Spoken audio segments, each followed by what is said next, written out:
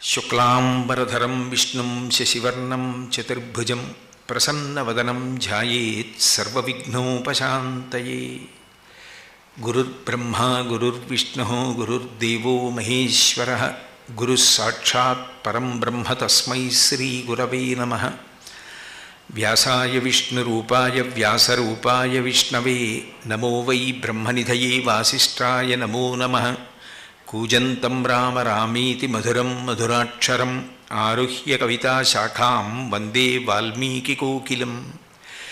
శృతిస్మృతిపురాణానాం ఆలయం కరుణాలయం నమామి భగవత్పాదశంకరం లోకశంకరం. వాగర్ధావివ సంపృక్తౌ వాగర్ధప్రతిపత్తయే జగతః పితరౌ వందే పార్వతీ పరమేశ్వరౌ. సూక్తిం సమగ్రయతున స్వయమైవ లక్ష్మీ శ్రీరంగరాజమహిషీమధురైఃకటాక్షైః. వైదగ్ధ్యవర్ణగుణగుంభనగౌరవైర్యాం ఖండూలకర్ణకుహరాः కవయోధయంతి. హైమోర్ధ్వపుండ్రమజహన్మకుటం సునాసం మందస్మితం మకరకుండలచారుగండం బింబాధరం బహుళదీర్ఘకృపాకటాక్షం. శ్రీవేంకటేశముఖమాత్మనిసన్నిధత్తాం. విమలపటి కమలకుటి పుస్తకరుద్రాక్షసస్తహస్తపుటి కామాక్షి పక్ష్మలాక్షి కలిత విపంచి విభాసి వైరించి. హరి ఓం. పరమేశ్వర స్వరూపైన సభకి నమస్కారం. మనం దుర్గామాత యొక్క ఆరాధన యందు తరచుగా ఒక మాట వింటూ ఉంటాం. ఉదయం నేను కనకదుర్గమ్మ దర్శనానికి వెళ్ళినప్పుడు అక్కడ ఆరాధన చేసేటటువంటి విద్వాంసులు కూడా అదే విషయాన్ని అన్వయం చేశారు. అదే వైదికం. అందులో మహాకాళి, మహాలక్ష్మి, మహాసరస్వతీ స్వరూపిణి మల్లేశ్వర సహిత శ్రీ దుర్గాదేవ్యై నమో నమః అంటూ ఉంటారు. మహాకాళి, మహాలక్ష్మి, మహాసరస్వతీ స్వరూపిణి అన్న మాట పరదేవతకి చాలా తరచుగా వాడతారు. ఇది మీకు బాగా ఎక్కువగా వినపడేది శారదా నవరాత్రుల్లో వినపడుతుంది. అసలు శారదా నవరాత్రుల యొక్క ఉపాసనే చాలా విశేషమైనటువంటి ఉపాసన. ఎందుకనంటే మనకి చాంద్రమానము అంటాం. మనం పాటించేటటువంటి కాల నిర్ణయ విధానాన్ని చాంద్రమానము అని పిలుస్తాం. అంటే చంద్రుడు ఏ పౌర్ణమితో కూడుతాడో ఆ పేరు మీద మాసం వస్తూ ఉంటుంది. మొట్టమొదటి నక్షత్రం ఇది అశ్విని నక్షత్రం. అశ్విని నక్షత్రం చంద్రుడితో కూడితే వచ్చేది ఆశ్వయుజ మాసం. అంటే మొదటి మాసం ఏదవ్వాలి? ఆశ్వయుజ మాసం అవ్వాలి. కానీ చాంద్రమానంలో మీరు చూస్తే మొదటి మాసం ఆశ్వయుజ మాసం రాదు. 13 నక్షత్రాలు అటు 13 నక్షత్రాలు ఇటు విడిచిపెట్టి మధ్యలో ఉన్నటువంటి నక్షత్రం చిత్రా నక్షత్రంతో చంద్రుడు కూడిన చైత్రమాసం మొదటి మాసం అవుతుంది. కానీ ఉపాసనకి సంబంధించినంత వరకు మాత్రం ఆశ్వయుజ మాసం మొదటి మాసం అవుతుంది. ఆశ్వయుజ మాసం మొదటి మాసం ఎందుకు అవుతుంది అన్నదాన్ని పరిశీలిస్తే జ్యోతిష శాస్త్రమునందు ప్రవేశం ఉన్నటువంటి విద్వాంసులు ఒక విషయాన్ని పేర్కొంటూ ఉంటారు. తనంత తానుగా ఈశ్వరుడి ఉపాసన చేయడానికి పరమ పవిత్రమైనటువంటి కాలం ప్రభాత కాలం. సూర్యోదయాత్ పూర్వం ఉండేటటువంటి కాలం ఏదుందో 1 గంట 48 నిమిషాల ముందు ఉన్నటువంటి కాలాన్ని ప్రభాత కాలము అంటారు. అది బ్రహ్మీకాలము, బ్రాహ్మీ ముహూర్తము అంటారు. అది ఈశ్వరారాధనకు అత్యంత యోగ్యమైనటువంటి కాలం. ఆ కాలం ప్రతిరోజు ఉదయం వేళ వస్తుంది. ఒక సంవత్సరాన్నంతటినీ కలిపి ఒక రోజుగా పరిగణన చేసేటటువంటి విధానం ఒకటి ఉంది. అలా ఒక సంవత్సరాన్నంతటినీ ఒక రోజుగా పరిశీలనం చేస్తే సంవత్సరానికి తెల్లవారుజాము కాలం ఏది అంటే ఆశ్వయుజమాస శుక్లపక్ష పాడ్యమిలగాయితూ ప్రారంభమయ్యేటటువంటి కాలం. కాబట్టి సంవత్సర ప్రారంభంలో వచ్చేటటువంటి కాలం ప్రభాత కాలంతో సమానం. కాబట్టి ఆ కాలమునందు మొదటి ఆరాధన ఎవరికి చెందుతుంది అంటే పరదేవతకి చెందుతుంది. అమ్మవారి నవరాత్రులుగా చేస్తారు. నవరాత్రులుగా చేయుట అన్న మాటకి ఉన్న అర్థాన్ని జాగ్రత్తగా పరిశీలించవలసి ఉంటుంది. నవరాత్రులు అంటే 9 రాత్రులు అని. నిజానికి 9 రాత్రులుగా చేయడానికి రాత్రుళ్ళు చేసే ఉపాసన ఏం ఉండదు. రాత్రి మనం పూజ చేస్తామా, రాత్రి భజన చేస్తామా, రాత్రి జాగరణ చేస్తామా? ఏమీ చెయ్యం. కానీ నవరాత్రి అంటాం. వసంత నవరాత్రులు, గణపతి నవరాత్రులు, శారదా నవరాత్రులు ఎప్పుడు రాత్రి శబ్దాన్ని ప్రయోగిస్తారు. రాత్రి శబ్దాన్ని ఎందుకు ప్రయోగిస్తారు అంటే రాత్రి వేళ ఉన్న వస్తువు ఉన్నట్లు కనపడదు. అది దొంగో తెలియదు, దొంగో తెలియదు, తాడో తెలియదు, పామో తెలియదు. అంటే అజ్ఞానమునకు ప్రతీక చీకటి. ఆ చీకటి పోవాలి. చీకటి పోవడానికి 9 రోజుల ఉపాసన ఎందుకు పెడతారంటే 9 దాటితే 10 వస్తుంది. 10 వస్తే 1 పక్కన 0 అయిపోతాడు. ఆ ఒక్కటి ఏది అంటే పరదేవత, పరబ్రహ్మము. ఆమె ఎరుకలోకి రావడమే జన్మకి సార్థక్యం. బ్రహ్మవిత్ బ్రహ్మైవ భవతి అంటారు. బ్రహ్మమును తెలుసుకున్నవాడు బ్రహ్మమే అగుచున్నాడు. ఆ బ్రహ్మము తెలుసుకున్న తర్వాత తెలుసుకోవడానికి వేరొక విషయం ఉండదు. అప్పుడు ఏ ఒక్కటి తాను తెలుసుకోవాలో అది తెలుసుకొని అది తానైపోతాడు. అది భక్తి యొక్క చిట్ట చివరి స్థితి.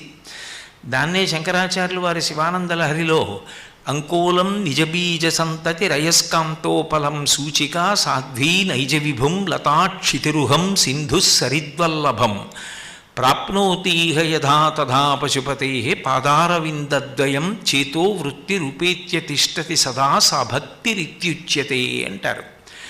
భక్తి యొక్క చరమస్థితి యందు నది ప్రవహించి ప్రవహించి ప్రవహించి వెళ్ళి సముద్రమునందు సంగమించి కలిసిపోయిన తరువాత ఇక నది పేరు కానీ, నది నీరు కానీ, నది రుచి కానీ ఉండవు.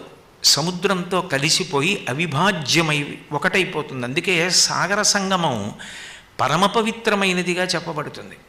సంగమ స్నానం చేశాము అంటారు. అటువంటి సాగర సంగమమునందు నది తన యొక్క రూపాన్ని, పేరుని, రుచిని వదిలిపెట్టి కలిసిపోయినట్లే భక్తుడు ఇక తాను అన్న మాట విడిచిపెట్టి పరబ్రహ్మమునందు ఐక్యమవుతాడు. ఐక్యమైపోవడము అంటే ఎప్పుడో చచ్చిపోయిన తర్వాత జరుగుతుందని అనుకోకూడదు. జీవన్ముక్తుడు అని, విదేహముక్తుడు అని 2 మాటలు ఉంటాయి. జీవన్ముక్తుడు అంటే బ్రతికుండగానే చేసినటువంటి భక్తి వలన జ్ఞానమును పొంది ఆ జ్ఞానము వలన తానే అదిగా మారిపోవుట, ఆ ఒక్కటి తానైపోవుటకు జీవన్ముక్తుడు అని పేరు. అంటే చూడండి, కొబ్బరిలో ఆ కొబ్బరి పెంకు నుంచి విడిపోయి గుడుగుడులాడుతూ కదులుతూ ఉంటుంది. అట్లా శరీరంతో తాదాత్మ్యత చెంది ఇది నేను అనుకున్నవాడు ఇది నేను కాదు, నేను ఆత్మ అన్న విషయాన్ని అనుభవంలోకి తెచ్చుకొని సంగము లేకుండా శరీరమునందు ప్రారంధం అయిపోయే వరకు ఉంటాడు. అందుకే కురిడిని తీసుకెళ్ళి పూర్ణాహుతిలో వేసేస్తారు. ఆ 1 పక్కన 0 అయిపోవడం అన్న మాటకు అర్థం ఏమిటంటే పూర్ణమద పూర్ణమిదం పూర్ణాత్ పూర్ణముదిచ్యతే పూర్ణస్య పూర్ణమాదాయ పూర్ణమేవావశిష్యతే అంటుంది ఉపనిషత్తు. తాను పూర్ణమైపోవడం, ఎక్కడ బయలుదేరాడో అక్కడికి వచ్చి మళ్ళీ చేరిపోవడం. ఒక చుక్క పెట్టి మీరు 0 చుట్టడం మొదలెట్టారనుకోండి, ఎక్కడ 0 చుట్టడం ప్రారంభం చేశారో మళ్ళీ తిరిగి అక్కడికి వచ్చేస్తే పూర్ణమైపోయింది. ఏ బ్రహ్మము నుంచి విడిపోయి నేను జీవుండి అనుకుంటున్నాడో ఆయన నేను జీవుండి కాదు బ్రహ్మమని తెలుసుకుని బ్రహ్మమైపోవడమే మళ్ళీ ఎక్కడ బయలుదేరాడో అక్కడికి తిరిగి వచ్చేయడం. ఇప్పుడు పూర్ణమైపోయాడు. ఆ 1 పక్కన 0 అయిపోయాడు. అందుకని నవరాత్రులుగా ఉపాసన చేస్తారు. ఈ నవరాత్రులుగా ఉపాసన చేసేటప్పుడు మొట్టమొదటి 3 రోజులు మహాకాళీ స్వరూపంగా ఉపాసన చేస్తారు. తర్వాత 4, 5, 6 రోజుల్లో మహాలక్ష్మీ స్వరూపంగా ఉపాసన చేస్తారు. 7, 8, 9 రోజుల్లో మహాసరస్వతి స్వరూపంగా ఉపాసన చేస్తారు. ఆ పరదేవతనే, ఆవిడే ఆ దుర్గమ్మే. ఆ దుర్గమ్మనే 3 రోజులు ఒక రూపంగా, 3 రోజులు ఒక రూపంగా, 3 రోజులు ఒక రూపంగా ఉపాసన చేస్తారు. అంటే దాని అర్థం ఆమె వేరైపోతోందని కాదు, ఆమె ద్వారా మాకు ఈ ప్రయోజనము కలగాలని కోరుకుంటాడు.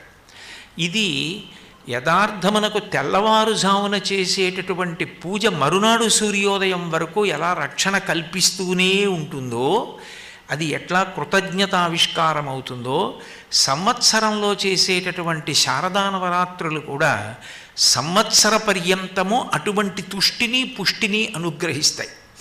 ఇందులో అమ్మవారిని మహాకాళి, మహాలక్ష్మి, మహాసరస్వతి అని ఉపాసన చేయవలసిన అవసరం కానీ, ఈ 3 పేర్లు చెప్పి దుర్గమ్మ దగ్గర పూజ చేయడం కానీ ఎందుకు ఋషులు నిర్ణయం చేశారు, ఎందుకు అట్లా సాంప్రదాయికంగా కొనసాగుతూ వస్తోంది అని పరిశీలనం చేస్తే అందులో కొన్ని అద్భుతమైనటువంటి విశేషాలు చెప్తారు.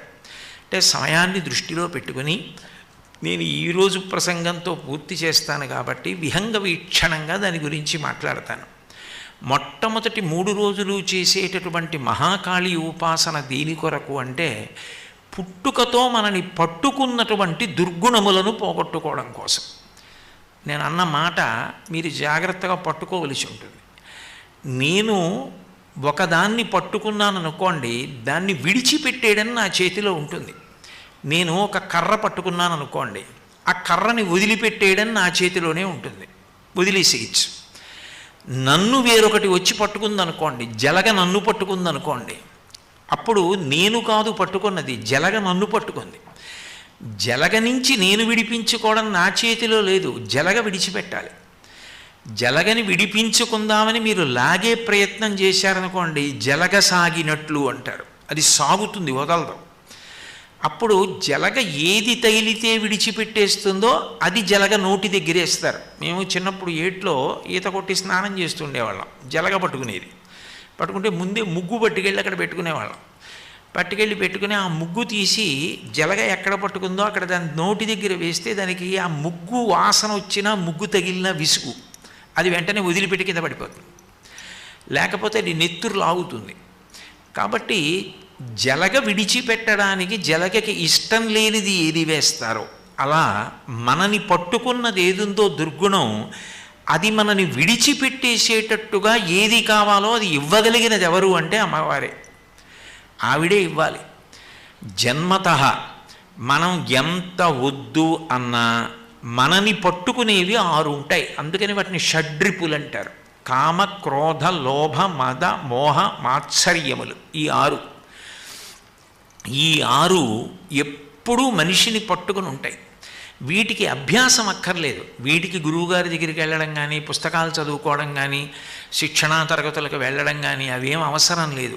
మనిషి కామాన్ని పొందడానికి ఎక్కడికో వెళ్ళి ఏవో అభ్యాసం చేయక్కర్లేదు, పుట్టుకతో వచ్చేస్తుంది. కామము అంటే అన్ని వేళలా స్త్రీ పురుష సంబంధమైన కామముగా భావన చేయకూడదు. నిరంతరము పుట్టేటటువంటి కోరికలు ఏ ఉన్నాయో వాటిని కామము అని పిలుస్తారు.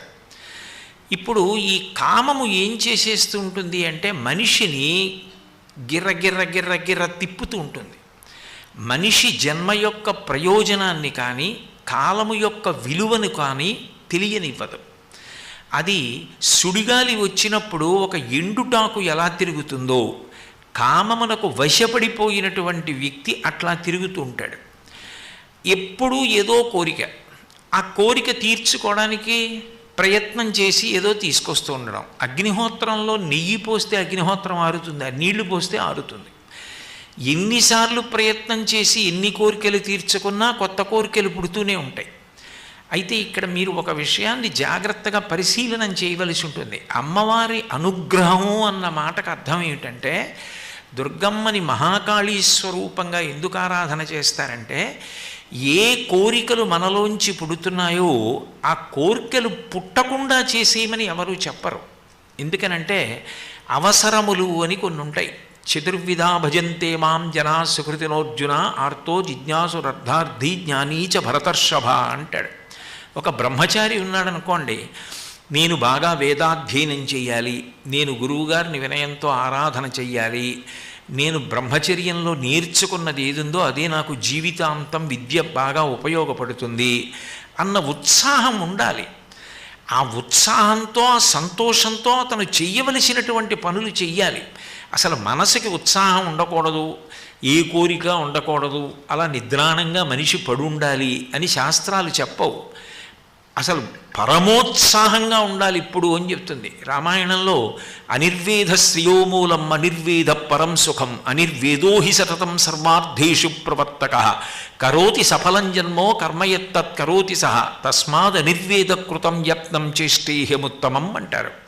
మనిషి నిరుత్సాహం లేకుండా సంతోషంతో ఉండగలగడం కన్నా లక్ష్మీ కటాక్షం లేదు. అనిర్వేద శ్రియోమూలం, అనిర్వేద పరం సుఖం. ఉత్సాహంగా ఉండగలగడమే గొప్ప సుఖం. అనిర్వేద పరం సుఖం, అనిర్వేదో హి సతతం సర్వార్థేషు ప్రవర్తక. పరమోత్సాహంతో కార్యాన్ని చెయ్యాలని ప్రయత్నించేటటువంటి వాడు ఎవరుంటాడో ఆయన ఏ కార్యాన్నైనా సాధించగలుగుతాడు. నిజానికి అది లేనప్పుడు జీవితంలో ఇక ఏది ఉన్నా ప్రయోజనం లేదు. ఆ ఉత్సాహం అన్నది మనస్సులో ఉండాలి. మనసులో ఉండి మంచి పనులు చెయ్యాలన్న తాపత్రయం ఉండాలి. నిరంతరం కోరికలు, అక్కర్లేని విషయాల చుట్టూ పరుగులు తీస్తూ వాటిని తీర్చుకోవడంలో ఉండేటటువంటి ఉత్సాహం తిరగబడాలి. తిరగబడి తాను మనుష్య జన్మ ఎత్తినందుకు ఏ పరమ ప్రయోజనమైన కార్యక్రమములను నెరవేర్చాలో, మంచి మంచి కార్యాలు చెయ్యాలి అంటే మంచి మంచి సంకల్పాలు రావాలి. సంకల్పాలు ఎక్కడ వస్తాయి? మనసులో వస్తాయి. మనసులో మంచి సంకల్పాలు రావాలి అంటే మనసుని పోషించాలి. శరీరాన్ని పోషించడానికి నోటి ద్వారా అన్నం తింటాం.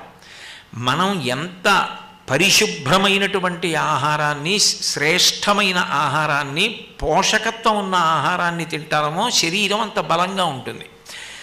ఒక్క నోటి నుంచి వెళ్ళే ఆహారముతో శరీరము పోషింపబడుతుంది. 5 కన్నాలలోంచి వెళ్ళేటటువంటి విషయముల వలన మనసు పోషింపబడుతుంది. కంటితో ఎప్పుడు ఏది చూస్తా అంటాడో దాని వలన మనసు ప్రభావితమవుతుంది. ఏది వింటుంటాడో దాని వలన ప్రభావితమవుతుంది.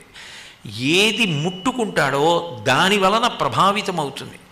ఏది వాసన చూస్తూ ఉంటాడో దాని వలన ప్రభావితమవుతుంది. మీరు చూసేవన్నీ మంగళప్రదమైన విషయములు, మీరు చూసేవన్నీ శుభప్రదమైనటువంటి విషయములు అనుకోండి. మీరు దేవాలయాల వంక చూడడం, మహాత్ముల వంక చూడడం, మంచి విషయాలు, మంచి పుస్తకాలు, ఇంట్లో ఎటు చూసినా, ఏ కిటికీ వైపు చూసినా, ఏ అలంకారం చూసినా, ఏ గూడు వంక చూసినా అన్నీ పరమోత్కృష్టమైనవే ఉన్నాయనుకోండి. అవి మీ మనసుని ఎప్పుడూ కూడా సత్వగుణంతో ప్రకాశించేటట్టుగా చేస్తాయి. కన్ను ఎటు తిప్పినా మంచి విషయాలు కనపడుతున్నాయి అనుకోండి, మనసు సత్వగుణంతో ఉంటుంది. వినేవన్నీ అనుద్వేగకరం వాక్యం అంటాడు గీతాచార్యుడు. ఉద్వేగం కల్పించకుండా శాంతిని కల్పించేవి మీరు వింటున్నారనుకోండి, అవి మీ మనసుకి శాంతినిస్తాయి. ఇంట్లో చాలా మంచి పుస్తకాలు ఎన్నో ఉండి మీరు ప్రతిరోజు కాసేపు ఆ పుస్తకం చదువుతున్నారనుకోండి, అది మీ మనసుని ప్రభావితం చేస్తుంది. మీ మనసు ఎంత ఆరోగ్యవంతంగా, ఎంత బాగా ప్రభావితమవుతుందో అందులోంచి అన్ని మంచి సంకల్పములు ఉదయిస్తాయి. నేను ఈ మంచి పని చెయ్యాలి, ఎట్లాగైనా ఈ మంచి కార్యాన్ని నేను సాధించాలి అన్న ఉత్సాహం పుడుతుంది. ఇప్పుడు ఆ కార్యాన్ని చెయ్యడం కోసం మనసు నిరంతరం ఆలోచనలు చేస్తుంది, తన శక్తిని వినియోగిస్తాడు. ఆ ఉత్సాహం మరణించకూడదు. కార్యములు మంచివి చెయ్యాలి. ఆ చెయ్యడం చేత మనిషి కీర్తి పొందుతాడు. భర్తృహరి నీతి శతకం చేస్తూ ఒక మాట అంటాడు: ఆపదలందు ధైర్యగుణ మంచిత సంపదలందు దాల్మియున్ భూపసభాంతరాళమున పుష్కళ వాక్చతురత్వము వాజి బాహాపటు శక్తియున్ యశమునందనురక్తియు ప్రకృతి సిద్ధగుణంబులు సజ్జనాళికిన్ అంటాడు. ఒక ఆపద వస్తే మృత్పిండం పడిపోయినట్టు, మట్టి ముద్ద చెయ్యి జారి కింద పడిపోతే ఎట్లా పడిపోతుందో అట్లా పడిపోకుండా, బంతి కింద పడితే మళ్ళీ ఎలా పైకి లేస్తుందో అట్లా ఉత్సాహంగా మళ్ళీ పైకి లేవగలగాలి. అటువంటి గుణాన్ని ఎవరిస్తుంది అంటే అమ్మవారిస్తుంది. కేవలముగా ఇంద్రియములతో రంజకత్వమును పొందుతూ ఎంతసేపు శరీరంతో సంతోషపడుతున్నానా లేదా అని కాకుండా ఉత్తమ కార్యములను సాధించి జీవితాన్ని సద్వినియోగం చేసుకోగలిగినటువంటి లక్షణము కలగాలి అంటే ముందు లోపల ఉన్నటువంటి దుర్గుణములను తుడిచేయాలి. మీరు చూడండి, అవసరం ఉన్నా లేకపోయినా ఇంటిని 2 పూట్ల తుడిచేస్తారు. ఎందుకు తుడిచేస్తారు అంటే ఇంటి లోపల ఏ మంచి పనులు చేశారన్న దానికన్నా ముందు ఇంట్లోకి చేరిపోయినటువంటి దుర్గుణములను తీసేయాలి. ఇంట్లో చేరినటువంటి ఉండకూడని విషయాలు ఏముంటాయో అవి తుడిచి తీసేస్తారు ఆరోగ్యంగా ఉండడానికి.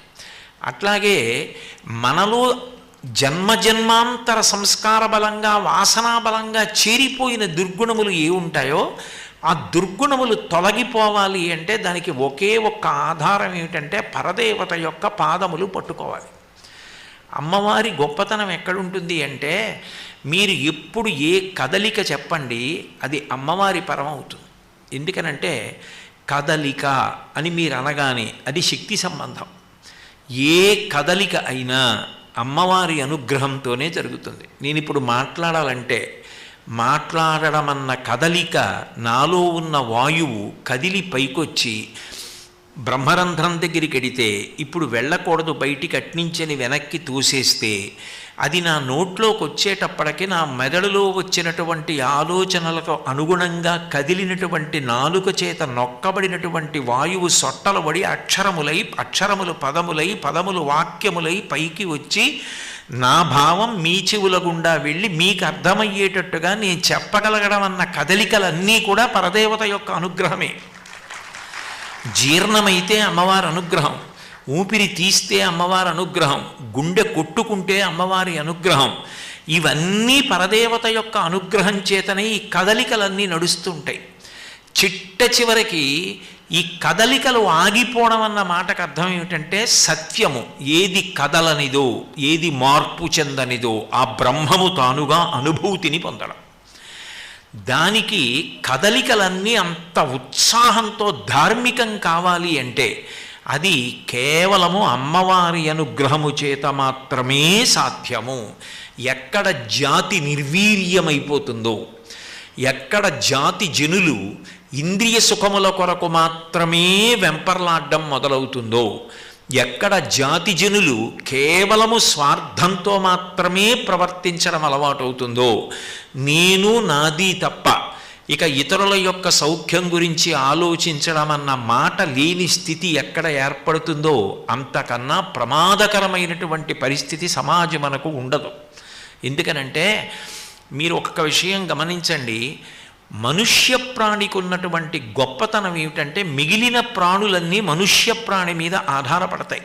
కారణం, మిగిలిన ప్రాణులు ఒకదాన్ని ఒకటి వాడుకుంటే ఆహారం కోసం వాడుకుంటాయి. ఒక పులి ఒక కుందేలుని చంపితే ఆహారం కోసం చంపుతుంది. మనిషి అట్లా కాదు. పక్షిని చూసి విమానాన్ని ఏర్పాటు చేసుకుని ఎగిరి వెళ్ళిపోతాడు. గుర్రానికి డెక్కలు చీలి ఉండవు కాబట్టి దీని మీద కూర్చుంటే నేను పర్వతం ఎక్కవచ్చు అని గుర్రం మీద కూర్చుని స్వారీ చేసి కొండెక్కుతాడు. ఒక గాడిద బరువుని మొయ్యగలదు అని తెలుసుకొని గాడిద మీద బరువు వేసి తద్వారా తన ప్రయోజనాన్ని సాధించుకుంటాడు. ఒక చేప నీటిలో ఈదడం చూసి తాను అట్లా నీటిలో ఈదడం నేర్చుకుంటాడు. నెమలి నృత్యం చూసి తాను నృత్యం నేర్చుకుంటాడు. కోయిల అరుపు చూసి సంగీతంలో సప్తస్వరాలు ఏర్పాటు చేసుకుంటాడు. సమస్త ప్రాణులలో ఉన్న విభూతులను మనిషి వాడుకుంటాడు. కుక్కకి విశ్వాసం ఉంది అని తెలుసుకుని కుక్కకి పట్టెడు అన్నం పెట్టి రాత్రి దాన్ని విడిచిపెట్టి తలుపులేసుకుని తాను పడుకుంటాడు. నిద్రపోకుండా కుక్క ఇంటిని కాపలా కాస్తుంది. అన్ని ప్రాణుల విభూతిని మనిషి వాడుకుంటున్నాడు. అప్పుడు మనిషి సమస్త ప్రాణులను కాపాడవలసిన అవసరాన్ని కూడా పొంది ఉన్నాడు జన్మతః. ఈ సంస్కార బలం ఏర్పడాలి అంటే నేను నా కొరకు మాత్రమే బ్రతకడం కాదు, నేను సకల ప్రాణుల కొరకు బ్రతకడం నాకు అలవాటు కావాలి. లేనప్పుడు ఆ మనుష్య జన్మ నిరర్థకం, దానికి అర్థం లేదు.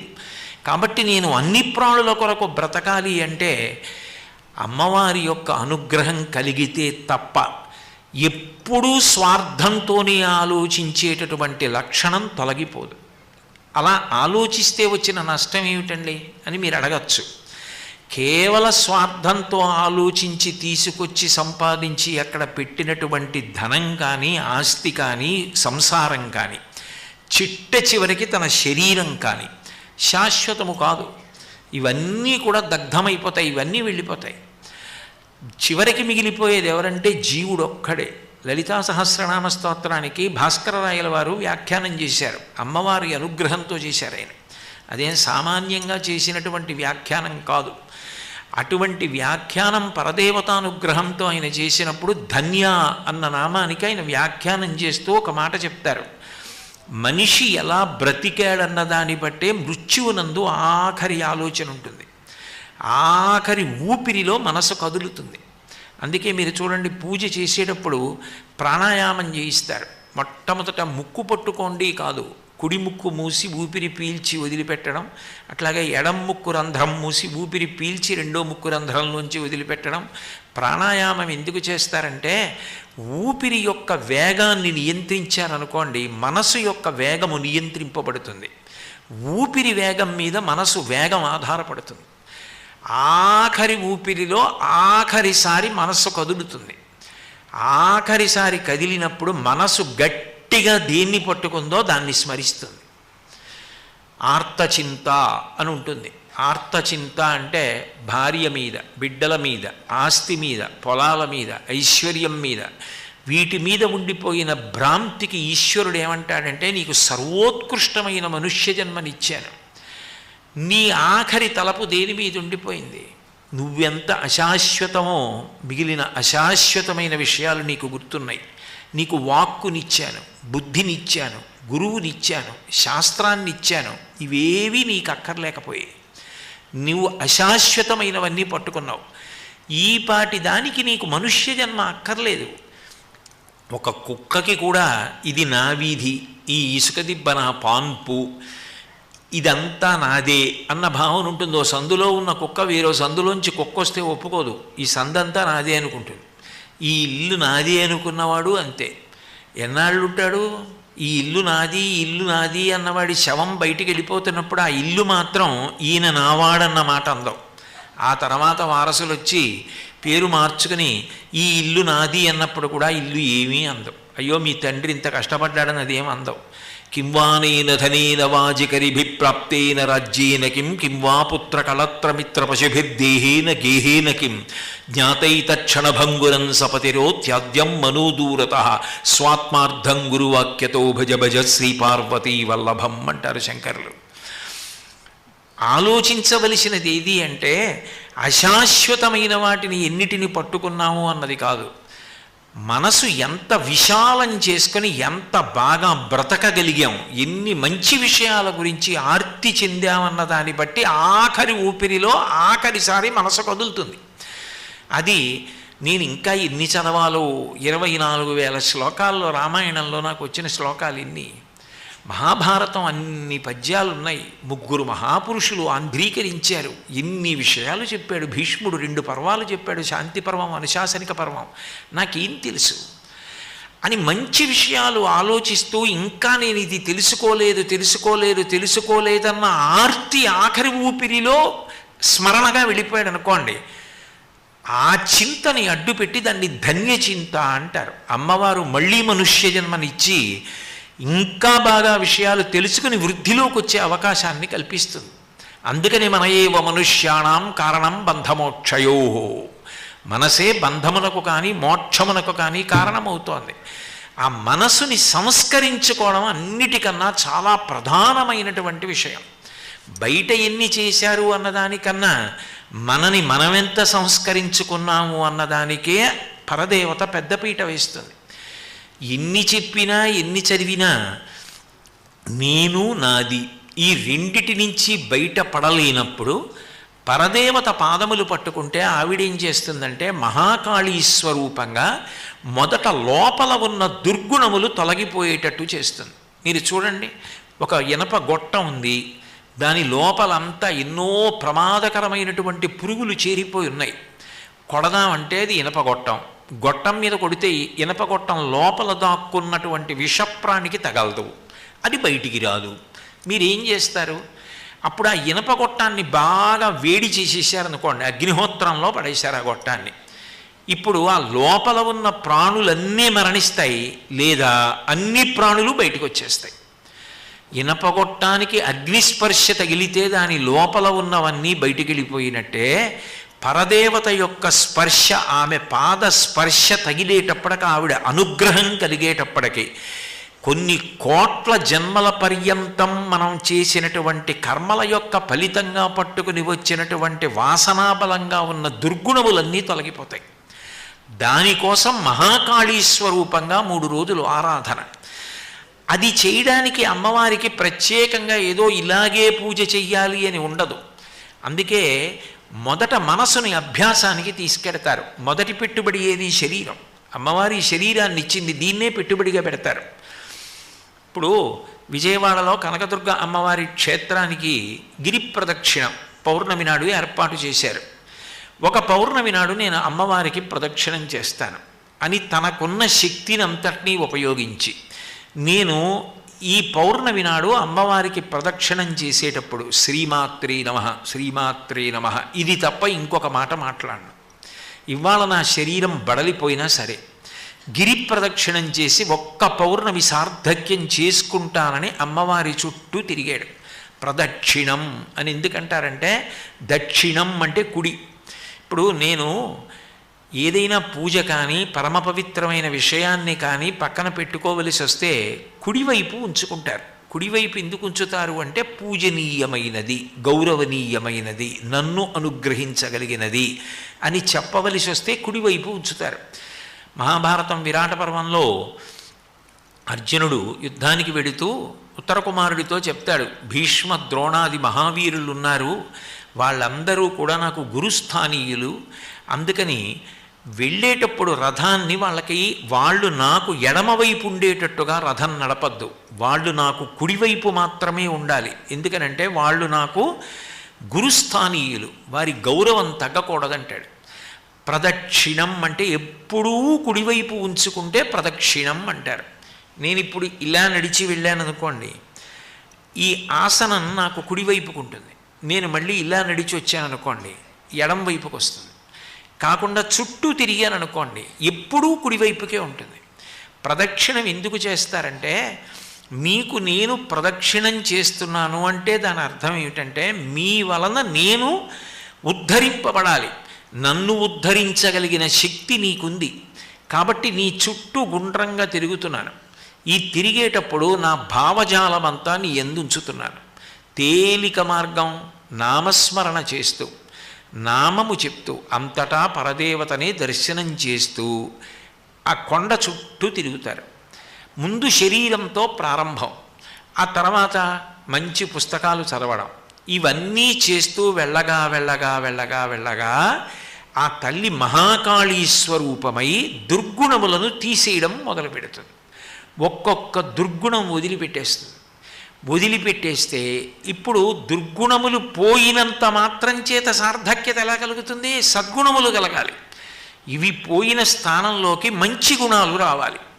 ఈ మంచి గుణములు రావడం అదే పరదేవత, మళ్ళీ ఎవరో కొత్తగా తీసుకొచ్చి పెట్టడం ఉండదు. మళ్ళీ 3 రోజులు దుర్గమ్మ చుట్టూ తిరిగితే ఇంకో 3 రోజులు ఇంకో దగ్గరికి వెళ్ళాలండి అని ఉండదు.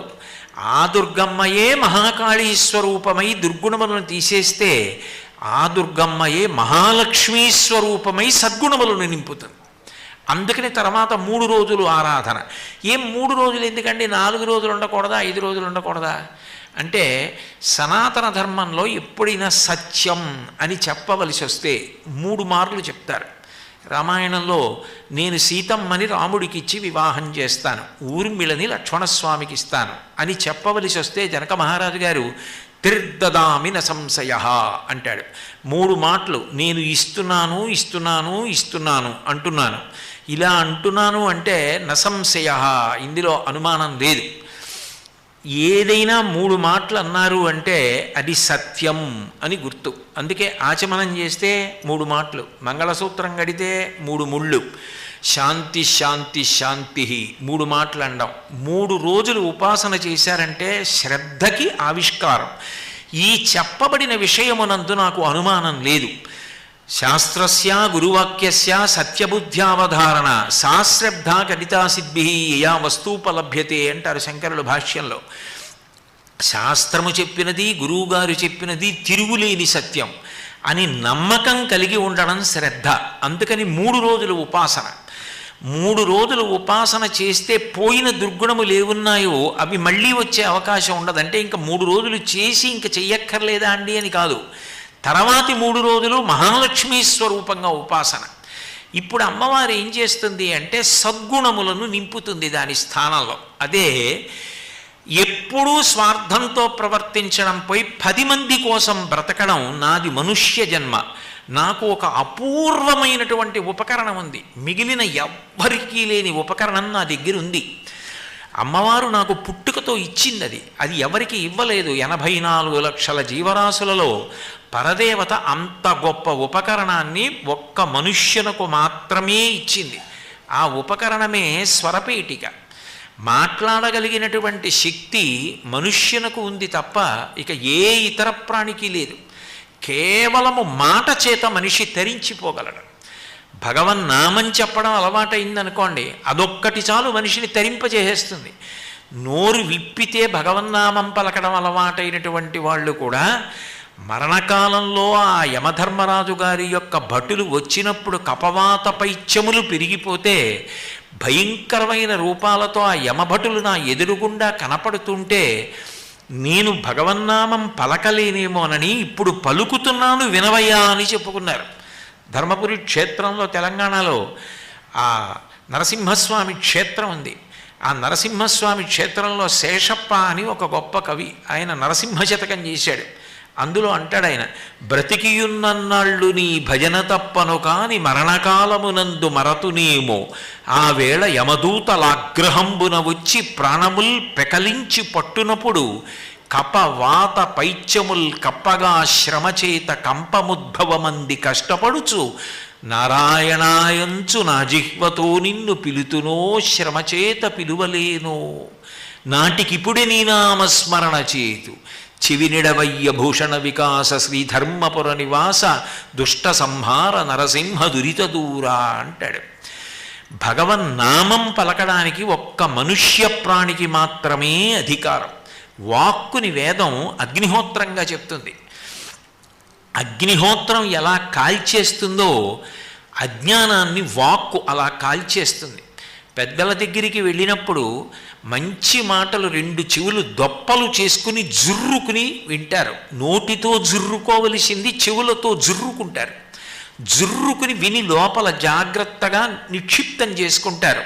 ఎందుకని అంటే చెవులు భగవంతుడిచ్చినందుకు వినగలిగిన అదృష్టం, తెలుసుకోగలిగిన అదృష్టం మనిషికి ఉంది. భద్రం కర్ణేభిః శృణుయామదేవాః అంటుంది వేదం. మా చెవులు భద్రముగా ఉండుగాక, మంచి విషయములు వినుగాక, మంచి మాట మాట్లాడుగాక. ఎంత కష్టంలో ఉన్నవాడు కానివ్వండి, మనం ధనం ఇవ్వక్కర్లేదు, మంచి మాట మాట్లాడితే శాంతిని పొందుతాడు. ఉరిపోసుకుని చనిపోదామనుకున్నటువంటి సీతమ్మ కూడా మంచి మాట వినేటప్పటికీ మళ్ళీ ప్రాణాల మీద ఆశ పొందింది రామాయణంలో.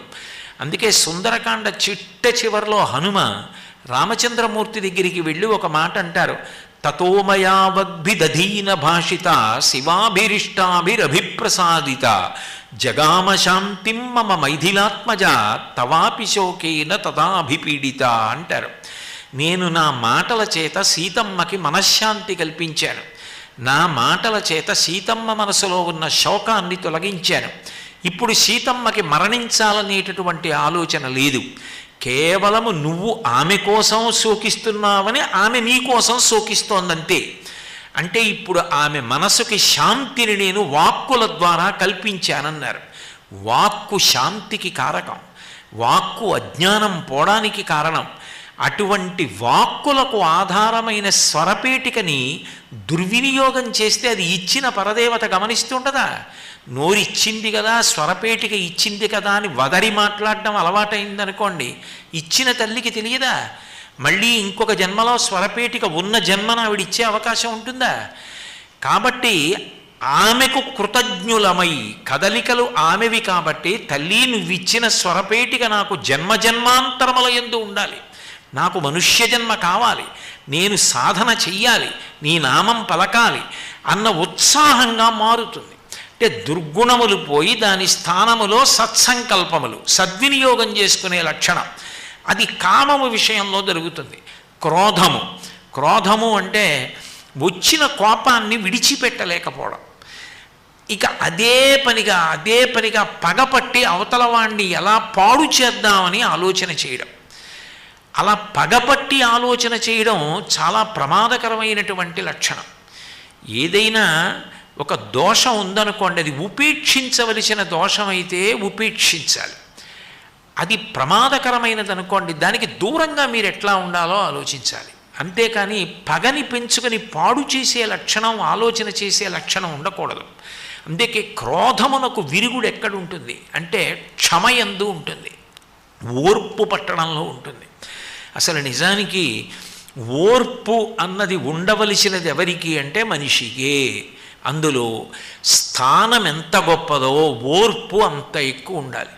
ఒక సామాన్యుడికి కోపం వచ్చిందనుకోండి, దాని తీరు వేరు. ఒక మహాత్ముడికి కోపం వచ్చిందనుకోండి, ఆయన నోటితో ఏదైనా అన్నాడు అనుకోండి, అది అట్లాగే జరుగుతుంది. జరిగిన తర్వాత లోకానికి ప్రమాదం జరుగుతుంది. ఎంత పెద్ద స్థానంలో ఉన్నారో అంత ఓర్పు అవసరం ఉంటుంది. మహాభారతం ఉద్యోగ పర్వంలో విదురుడు ధృతరాష్ట్రుడితో మాట్లాడుతూ ఒక మాట అంటాడు, క్షమించువానికని చాలమి పెట్టెదరు అయినంతలపన్ అనూన క్షమయ మెరయు తొడవు ఉత్తమ రూపంబు కోరువారు దల్తురు దానిన్ అంటాడు. ఓర్పు పట్టగలగడం చేతకానితనం కాదు. ఓర్పు పట్టడం, అవతలవారు దోషం చేస్తున్నా మన్నించి నిలబడగలగడం పెద్దరికం. అటువంటి ఓర్పు మనిషికి అపూర్వమైనటువంటి ఆభరణం. శ్రీరామాయణం బాలకాండలో కుశనాభుడు తన కుమార్తెలతో మాట్లాడుతూ అంటాడు, క్షమాదానం, క్షమా యజ్ఞం, క్షమా సత్యం హి పుత్రికా, క్షమా యశ, క్షమా ధర్మం, క్షమయావిష్టితం జగత్ అంటాడు. అమ్మా, ఓర్పుని మించిన యజ్ఞం లేదు, ఓర్పుని మించిన ధర్మం లేదు, ఓర్పుని మించిన దానం లేదు. ఓర్పు పట్టణంలో అసలు లోకం నిలబడి ఉంది. అందరికీ కోపం వచ్చి అందరూ ఓర్పుని విడిచిపెట్టేస్తే అసలు లోకంలో శాంతి ఎక్కడుంటుంది? ఓర్పు పట్టణంలో, మాట తడబడకుండా ఉండడంలో, పెద్దరికంగా వ్యవహరించడంలో గొప్పతనం ఉంటుంది. ఓర్పుకి మారు పేరు భూమి. తెల్లవారి లేస్తే మనందరికీ ఆధారం భూమి, నిలబడాలంటే ఆధారం భూమి. ఒకనాడు అజ్ఞానంతో తల్లి కడుపులో ఉండి తన్నాను. తల్లి కడుపులోంచి పైకొచ్చిన తర్వాత అమ్మ పాలు పడుతుంటే అమ్మకి ప్రాణతుల్యమైనటువంటి మంగళసూత్రాన్ని చేత్తో పట్టుకొని కాలెత్తి అమ్మ గుండెల మీద తన్నాను. అజ్ఞానం కాబట్టి అమ్మ మన్నించింది. పెద్దవాడినైన తర్వాత దిక్కు లేక, వేరొక మార్గం లేక నిద్ర లేవగానే పాదాలతో భూమిని తన్ని లేస్తున్నాను, మలమూత్ర విసర్జన చేస్తున్నాను, ఉమ్మి వేస్తున్నాను. నాకు అన్నం కావాలి అంటే నాగలి పెట్టి అమ్మ గుండెల మీద పారాడిస్తున్నాను. ఇల్లు కట్టుకోవాలి అంటే గుణపంతో అమ్మ గుండెల మీద గాయం చేసి శంకుస్థాపన చేస్తున్నాను. మట్టిని కాల్చి ఇటకలు చేసి ఇల్లు కట్టుకుంటున్నాను. ఇన్ని దోషాలు అమ్మ పట్ల చేస్తున్నాను. అమ్మ ఏమీ చేయక్కర్లేదు. కొన్ని క్షణాలు నేను కదులుతానందనుకోండి, ప్రాణములుంటాయా, ఐశ్వర్యం ఉంటుందా? అయినా ఆవిడ ఒక్క క్షణం కదలను కూడా కదలకుండా అట్లాగే ఓర్పు పట్టి నిలబడింది భూమి. అందుకే నిద్ర లేవగానే సముద్రవసనేదేవి పర్వతస్థనమండలే విష్ణుపత్ని నమస్తుభ్యం పాదాహతిం క్షమస్వమే, దిక్కు లేక తప్పక అమ్మా నీకు నమస్కారం చేస్తున్నా. ఊపిరున్నంతకాలం మా నాన్నగారు అంటారు, మా ఆయన అంటారు, మా పెదనాన్నగారు అంటారు, మా పినతండ్రి అంటారు, మా మామగారు అంటారు, మా గురువు గారు అంటారు. ఆ ఊపిరి ఆగిపోగానే ఇంటి లోపల కూడా ఉంచరు, బయటికి తీసుకెళ్ళి వాహనం బయట పెట్టేయమని ఓ చింకి చాపో గుడ్డో వేసి పడుకోబెడతారు. అక్కడ నుంచి తీసుకెళ్ళిపోయిన తర్వాత ఒంటి మీద ఏమీ లేకుండానే దగ్ధమైపోయి బూది కుప్ప కింద పడిపోతుంది. లోపల ప్రాణం ఉన్నన్నాళ్ళు మావాడని చేర్చుకున్న వాళ్ళు ఆ ఊపిరి పోగానే ఎవ్వరూ ఇక దగ్గర ఉంచుకోవడానికి ఇష్టపడరు. అప్పుడు ఆ తోలు తిత్తిని పుచ్చుకునేది ఎవరైనా ఉంటే మళ్ళీ అమ్మ భూదేవే పుచ్చుకుంటుంది, ఆవిడే తీసేసుకుంటుంది. అటువంటి అమ్మ అంత ఓర్పు పడుతోంది. ఆ ఓర్పు లేకపోతే ప్రతిదానికి ఆభిజాత్యంతో కోప్పడతానంటే, ప్రతిదానికి అవతల వాళ్ళని శపిస్తానంటే నీ ఓర్పు ఏమైపోయినట్టు? ఓర్పు లేకపోతే కోపం ఎక్కువ అవుతుంది. ఓర్పు పట్టగలిగిన వాడు ఇంత దోషాన్నైనా క్షమించగలుగుతాడు. అందుకే శ్రీరామాయణంలో సుందరకాండలో ఒక అద్భుతమైన మాట చెప్తారు, యస్యముత్పదితం క్రోధం క్షమయైవ నిరస్యతి యథోరగస్త్వచం జీర్ణాం సవై పురుషముచ్యతే అంటారు.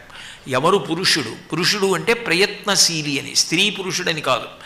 ఎవరు ప్రయత్నశీలి అంటే తనకొచ్చిన కోపాన్ని ఓర్పు పట్టి వదిలిపెట్టేసిన వాడెవరో ఆయన గొప్పవాడు. గొప్పవాడు అంటే ఇతర విషయముల వలన కాదు, పావు తన ఒంట్లో పుట్టిన కుబుసాన్ని తానే వదిలిపెట్టేసినట్టు తనకొచ్చిన కోపాన్ని ఓర్పు చేత తాను వదిలిపెట్టి మరిచిపోయి ప్రశాంతంగా ఉండగలిగిన వాడెవరో ఆయన ధన్యాత్ముడు. ఇప్పుడు అమ్మవారు ఏం చేస్తుంది అంటే ఆ కోపాన్ని తీసేస్తుంది. ఆ కోపం వచ్చిందనుకోండి, ఎంత రాక్షస కృత్యమైనా చేసేస్తాడు, ఎంత అనకూడని మాట అయినా అంటాడు. దాన్ని తీసి దాని స్థానంలో ఓర్పుని ప్రవేశపెడుతుంది. అదే మహాకాళిగా తీసేయడం, మహాలక్ష్మిగా ఇచ్చేయడం. దీనికి ఆమె 2 రూపాలు పొందక్కర్లేదు, ఒక్క దుర్గమ్మే. అందుకు 1కి 10 మాటలు తెల్లవారుజాము నుంచి ఆవిడ దగ్గర ఇదే మాట అంటారు, మహాకాళి, మహాలక్ష్మి, మహాసరస్వతి స్వరూపిణి. ఎందుకని ఆవిడ దగ్గర చెప్పిన మాట, ఆ అర్చక స్వాములు అక్కడ ప్రేమతో భక్తితో అమ్మ దగ్గర చెప్పిన మాట వారి కొరకు కాదు, ఈ దేశ ప్రజలందరికీ అటువంటి ఉన్నత సంస్కారం కలిగి దేశం బాగుండాలని. దేవాలయాలు అందుకే సంస్కృతికి పట్టుకొమ్మలు. అక్కడ జరిగే ఆరాధన వలన దేశమంతా ప్రశాంతతను పొందుతుంది. కాబట్టి దుర్గుణములను తీస్తుంది, సద్గుణమును ఇస్తుంది. క్రోధమును తీసి క్షమను ఇస్తుంది.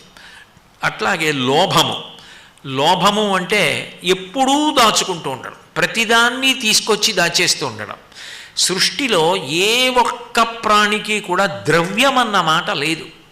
వాటికి అవసరములు చాలా చాలా తక్కువ. మీరు ఏ ప్రాణిని గమనించండి, దానికి అవసరములు చాలా తక్కువ. ఏ ప్రాణి వస్త్రధారణ చెయ్యదు. కాబట్టి దానికి చీనాంబరములు కట్టుకుందాం, ఇటువంటి వస్త్రాలు కడదాం, అటువంటి వస్త్రాలు కడదాం, దానికి అవసరం లేదు. దానికి ఇల్లు కట్టుకోవడం అన్న మాట చాలా ప్రాణులకు ఉండదు. రాత్రి అయ్యేటప్పటికి దానికి ఏది భద్రమైన స్థానం అనిపిస్తుందో అక్కడికి పోయి పడుకుంటుంది అంతే. దానికి ఉన్న అవసరం తినడం. దానికి ఏదైనా అనారోగ్యం వచ్చిందనుకోండి, ప్రకృతిలో విరుగుడు లభిస్తే లభించింది, లేదా భరించి మరణిస్తుంది. తప్పించి అది వైద్యశాలకు వెళ్ళడం, కాగితాలకి విలువతో ముద్రణ చేసుకుని దాన్ని సంపాదించి కోట్లకి కోట్లు దాచిపెట్టడం, సమాజాన్ని పాడు చేయడం, ఇవన్నీ ఏ ప్రాణికి లేవు. ఈ జాడ్యం అంతా ఎవరి దగ్గర వస్తుంది అంటే మనుష్య ప్రాణి దగ్గర వస్తుంది. తాను నిర్మించుకున్న విషవలయంలో తానే మనిషి చిక్కిపోతాడు. అటువంటి స్థితిలో ఆ లోభగుణం, ఇది ఇంత సంపాదించి ఇంత తీసుకొచ్చి దాచి చిట్ట చివరికి నేనంటూ పట్టుకెళ్ళేది ఏముంటుంది? నేను తీసుకెళ్ళడానికి ఏమీ లేదు. భార్య గుమ్మం వరకు వచ్చి ఆగిపోతుంది, కొడుకు శ్మశానం వరకు వస్తాడు. తల పగిలిపోయిన తర్వాత కపాల మోక్షం అయిపోయిందని కాటికాపరి దూరం నుంచి చెప్పిన తర్వాత కొడుకు కూడా స్నానం చేసి వెళ్ళిపోతాడు. మహాభారతం అనుశాసనిక పర్వంలో పార్వతీదేవితో మాట్లాడుతూ పరమశివుడు అంటాడు, అప్పుడు జీవుడు ఒక్కడు లేచి నిలబడతాడు పైన. తను ఇంతకాలం ఇంత కష్టపడి పోషించి నేననుకున్న శరీరం కూడా అగ్నికీలల్లో దగ్ధమై బూది కుప్పై పడిపోతుంది. పడిపోయిన తర్వాత జీవుడు ఒక్కడే నిలబడి చీకటి పడుతుంటే భయభ్రాంతుడైతే అప్పుడు అందరూ వెళ్ళిపోతారు. పార్వతి, నేను కూడా లేకపోతే చచ్చిపోయిన వాడు 100 మాటలు చచ్చిపోతాడని సాయం కోసం వల్లకాట్లో నేను కాపరం ఉన్నానంటాడు శివుడు. కాబట్టి ఇవి ఏవి శాశ్వతములు కాదని తెలిసి కూడా భ్రాంతి పోగొట్టుకోలేక అన్నీ తీసుకొచ్చి ఈ సంపాదించినదేదో అది కాదు వెంట వచ్చేది, ఏ మార్గంలో సంపాదించావన్న దాన్ని బట్టి నీ పాపపుణ్యములు ఒక్కటే నీ వెంట వస్తాయి. ఎంతమంది వెళ్ళిపోయారు. రామకృష్ణ పరమహంస ఒకసారి కూర్చుని ఉండగా శిష్యుడు వచ్చి అడిగాడు, భగవంతుడు ఇన్ని విషయాలు చక్కబెట్టాలి కదా, అసలు ఆయన పకపక నవ్వడానికి అవకాశం ఉంటుందా అని అడిగాడు. అడిగితే పరమహంస అన్నారు, అసలు భగవంతుడు ఎప్పుడూ నవ్వుతూ ఉంటాడన్నారు. ఎందుకు నవ్వుతాడు అలా, ఎప్పుడు ఎలా నవ్వగలడని అడిగాడు శిష్యుడు. అడిగితే పరమహంస అన్నారు, ప్రతిరోజు ఎవడో ఒకడు భూమిని కొనుక్కున్నానని కొలతలు ఇస్తుంటాడు. ఆ కొలతలు వేసిన వాడిని చూసి భగవంతుడు పకపక నవ్వుతాడు. ఈ భూమిని ప్రారంభంలో నేను సృష్టించాను, ఆ తర్వాత ఇలా ఎన్ని కోట్ల మంది కొలతలు వేశారు. కొలతలు వేసిన వాళ్ళందరూ ఆ మట్టిలోనే కలిసిపోయారు. మళ్ళీ వీడు బయలుదేరాడు వాళ్ళ తాడట్టుకుని కొలతలు వేయడానికి. వీడెంతకాలం ఉంటాడని నవ్వుతూనే ఉంటాడు భగవంతుడు అన్నాడు. అట్లా సంపాదించద్దని శాస్త్రాలు చెప్పవు గృహస్థుని, నిజానికి సంపాదించమనే చెప్తాయి. మాతా నిందతి నాభినందతి పిత భ్రాతాన సంభాషతే భృత్య కుప్యతి నానుగచ్చతి సుత కాంతాపి నాలింగతే అర్ధప్రార్థన శంకయాన కురుతే సల్లాపమాత్రం సుహృత్ తస్మాత్ నైతికమర్ధమార్జన శృణు సఖే విత్తేన సర్వే వశాహ అంటుంది.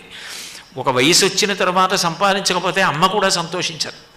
నాభినందతి పిత, కొడుకు సంపాదిస్తుంటే తను సంపాదించలేక కాదు, సంపాదించని వాడు కాదు, కానీ కొడుకు సంపాదించి నాన్నగారండి మీరు ఈ పంచె కట్టుకోండి అని ఒక పంచెల చాపు తెస్తే తన జన్మ సార్థక్యం పొందింది, తను భుజం మీద చెయ్యేసుకుని ఆసరా పొందడానికి కొడుకు వచ్చాడని తండ్రి సంతోషిస్తాడు. సంపాదించకపోతే తండ్రి కూడా సంతోషించాడు. నాభినందతి పిత భ్రాతాన సంభాషతే, తోడ పుట్టిన సోదరులు కూడా మాట్లాడరు. మేం కష్టపడి సంపాదించి సేవకులకు జీతం ఇస్తే ఈయన సేవలు చేయించుకుంటూ అంటాడని పలకరించారు. భ్రాతాన సంభాషతే భృత్య కుప్యతి, సేవకులు కూడా సేవ చేయరు. భృత్య కుప్యతి నానుగచ్చతి సుత, తండ్రి గారి ఇంట్లోకి వస్తుంటే కొడుకు కలశతో నీళ్లు పట్టుకొచ్చి కాళ్ళు కడుక్కోండి అండవు. ఏమీ పోషణ చేయనప్పుడు కొడుకుకు మాత్రం ప్రేమ ఎక్కడి నుంచి ఉంటుంది? నానుగచ్చతి సుత కాంతాపి నాలింగతే, భార్య కూడా ప్రేమతో కౌగిలించుకోదు. కాంతాపి నాలింగతే అర్ధప్రార్థన శంకయాన కురుతే సల్లాపమాత్రం సుహృత్, మంచి స్నేహితుడే, కానీ అస్తమానం ఆయన అప్పడిగితే ఆయన మాత్రం ఎన్నాళ్ళు ఇస్తాడు? అందుకని ఆయన కూడా ఇన్ని చూడగానే పక్క సందులో వెళ్ళిపోతాడు, మళ్ళీ డబ్బు అడుగుతాడేమో అని.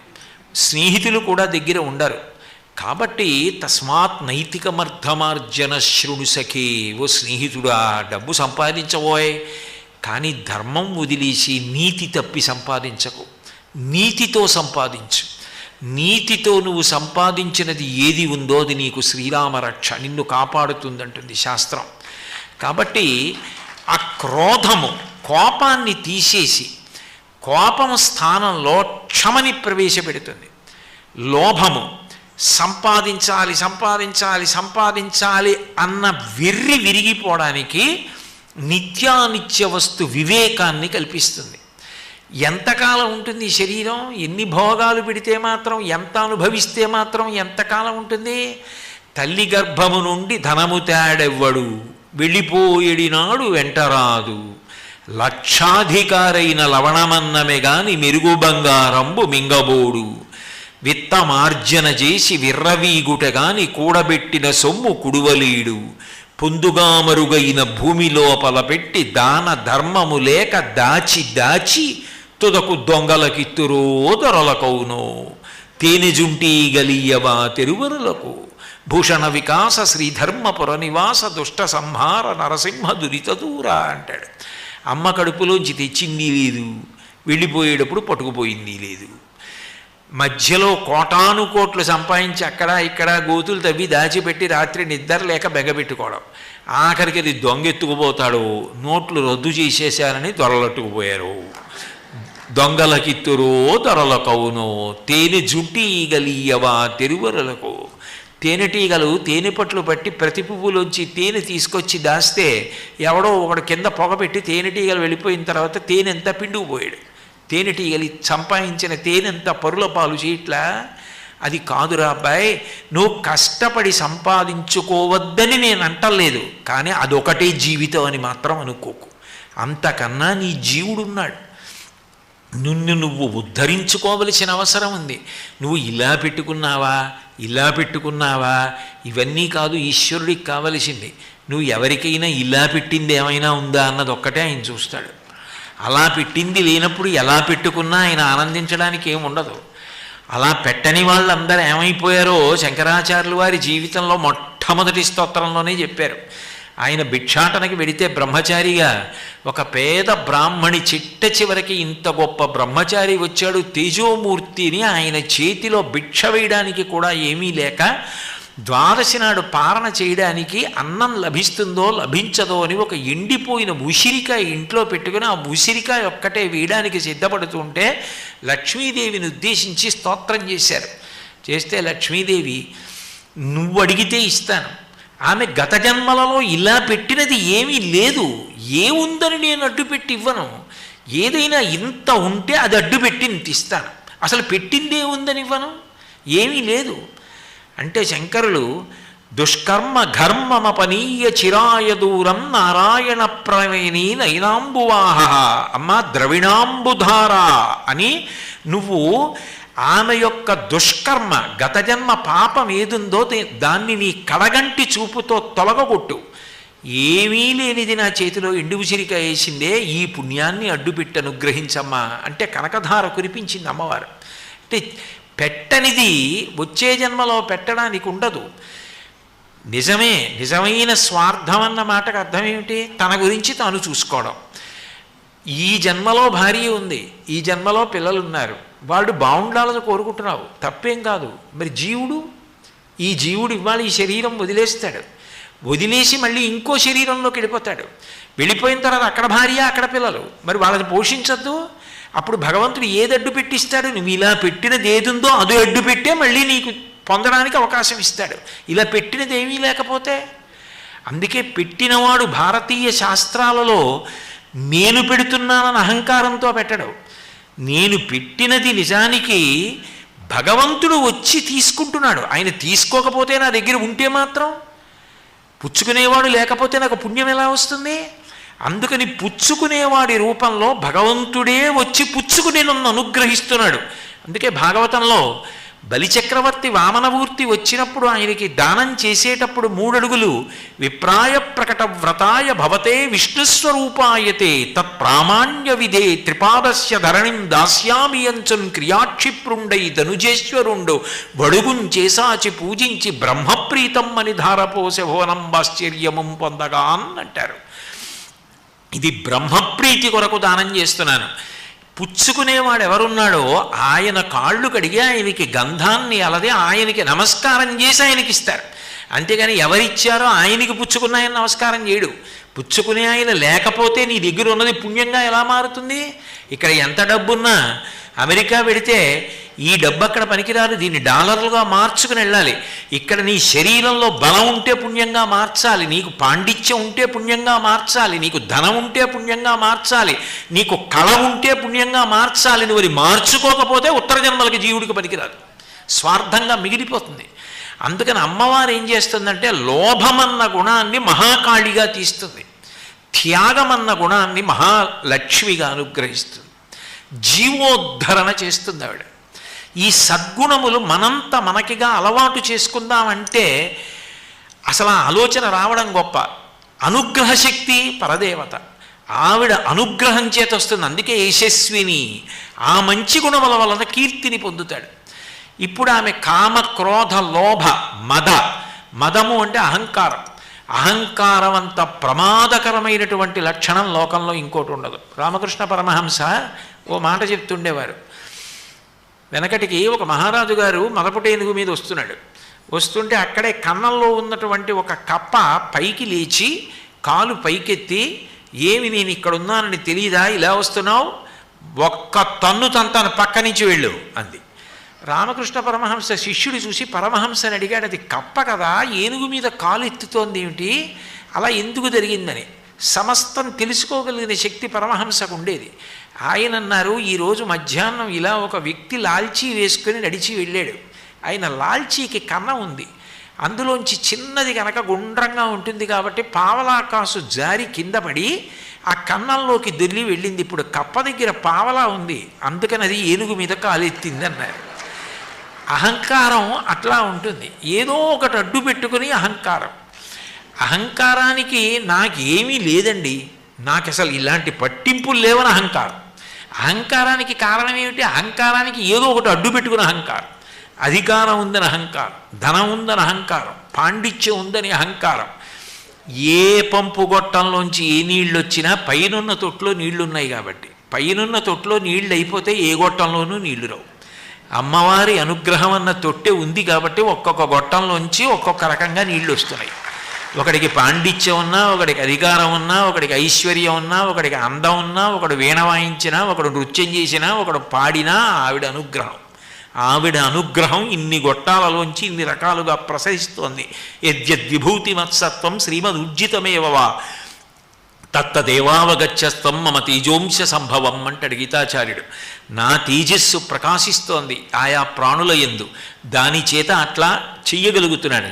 ఇప్పుడు నేను ప్రవచనం చేసి ఇంటికి వెళ్ళిపోయి నేనే చేశాను ఈ ప్రవచనం అన్నాను అనుకోండి, అవును నువ్వే చేశావు అని అమ్మవారు కాసేపు నాలో జ్ఞాపక శక్తిగా వాగ్రూపిణిగా లోపల ప్రకాశించే తల్లి పక్కకి తప్పుకుందనుకోండి, అయిపోయింది అంతే, నా బతుకు బయటడిపోయింది. యాదేవి సర్వభూతేషు స్మృతి రూపేణ సంస్థిత నమస్తస్యై నమస్తస్యై నమస్తస్యై నమో నమః. ఆ తల్లి జ్ఞాపక శక్తిగా ఉంది, ఆ తల్లి వాక్కుగా ఉంది కాబట్టి మాట్లాడగలుగుతున్నాం. లేకపోతే మాట ఎక్కడి నుంచి వస్తుంది? అందుకే శంకరాచార్యులు వారు సౌందర్యలహరి చేస్తూ ఒక మాట అంటారు, అమ్మవారు ఒక మంచి కంఠాన్ని ఇవ్వడం ఒక ఎత్తు, మనుష్య ప్రాణికే ఇచ్చింది ఆ కంఠం. ఆ కంఠంతో మామూలుగా మాట్లాడగలగడమే అంత గొప్ప అయితే 10 మంది కింద కూర్చుని వాళ్ళు ఎంత పెద్దలైనా వారు వినయంతో కింద కూర్చుని నిన్ను పైన కూర్చోబెట్టుకుని నువ్వు చెప్పరా మేము వింటామనాలంటే, ఆ గౌరవం దక్కాలంటే ఆ తల్లి వాగ్రూపిణిగా అనుగ్రహించకుండా సాధ్యం కాదు.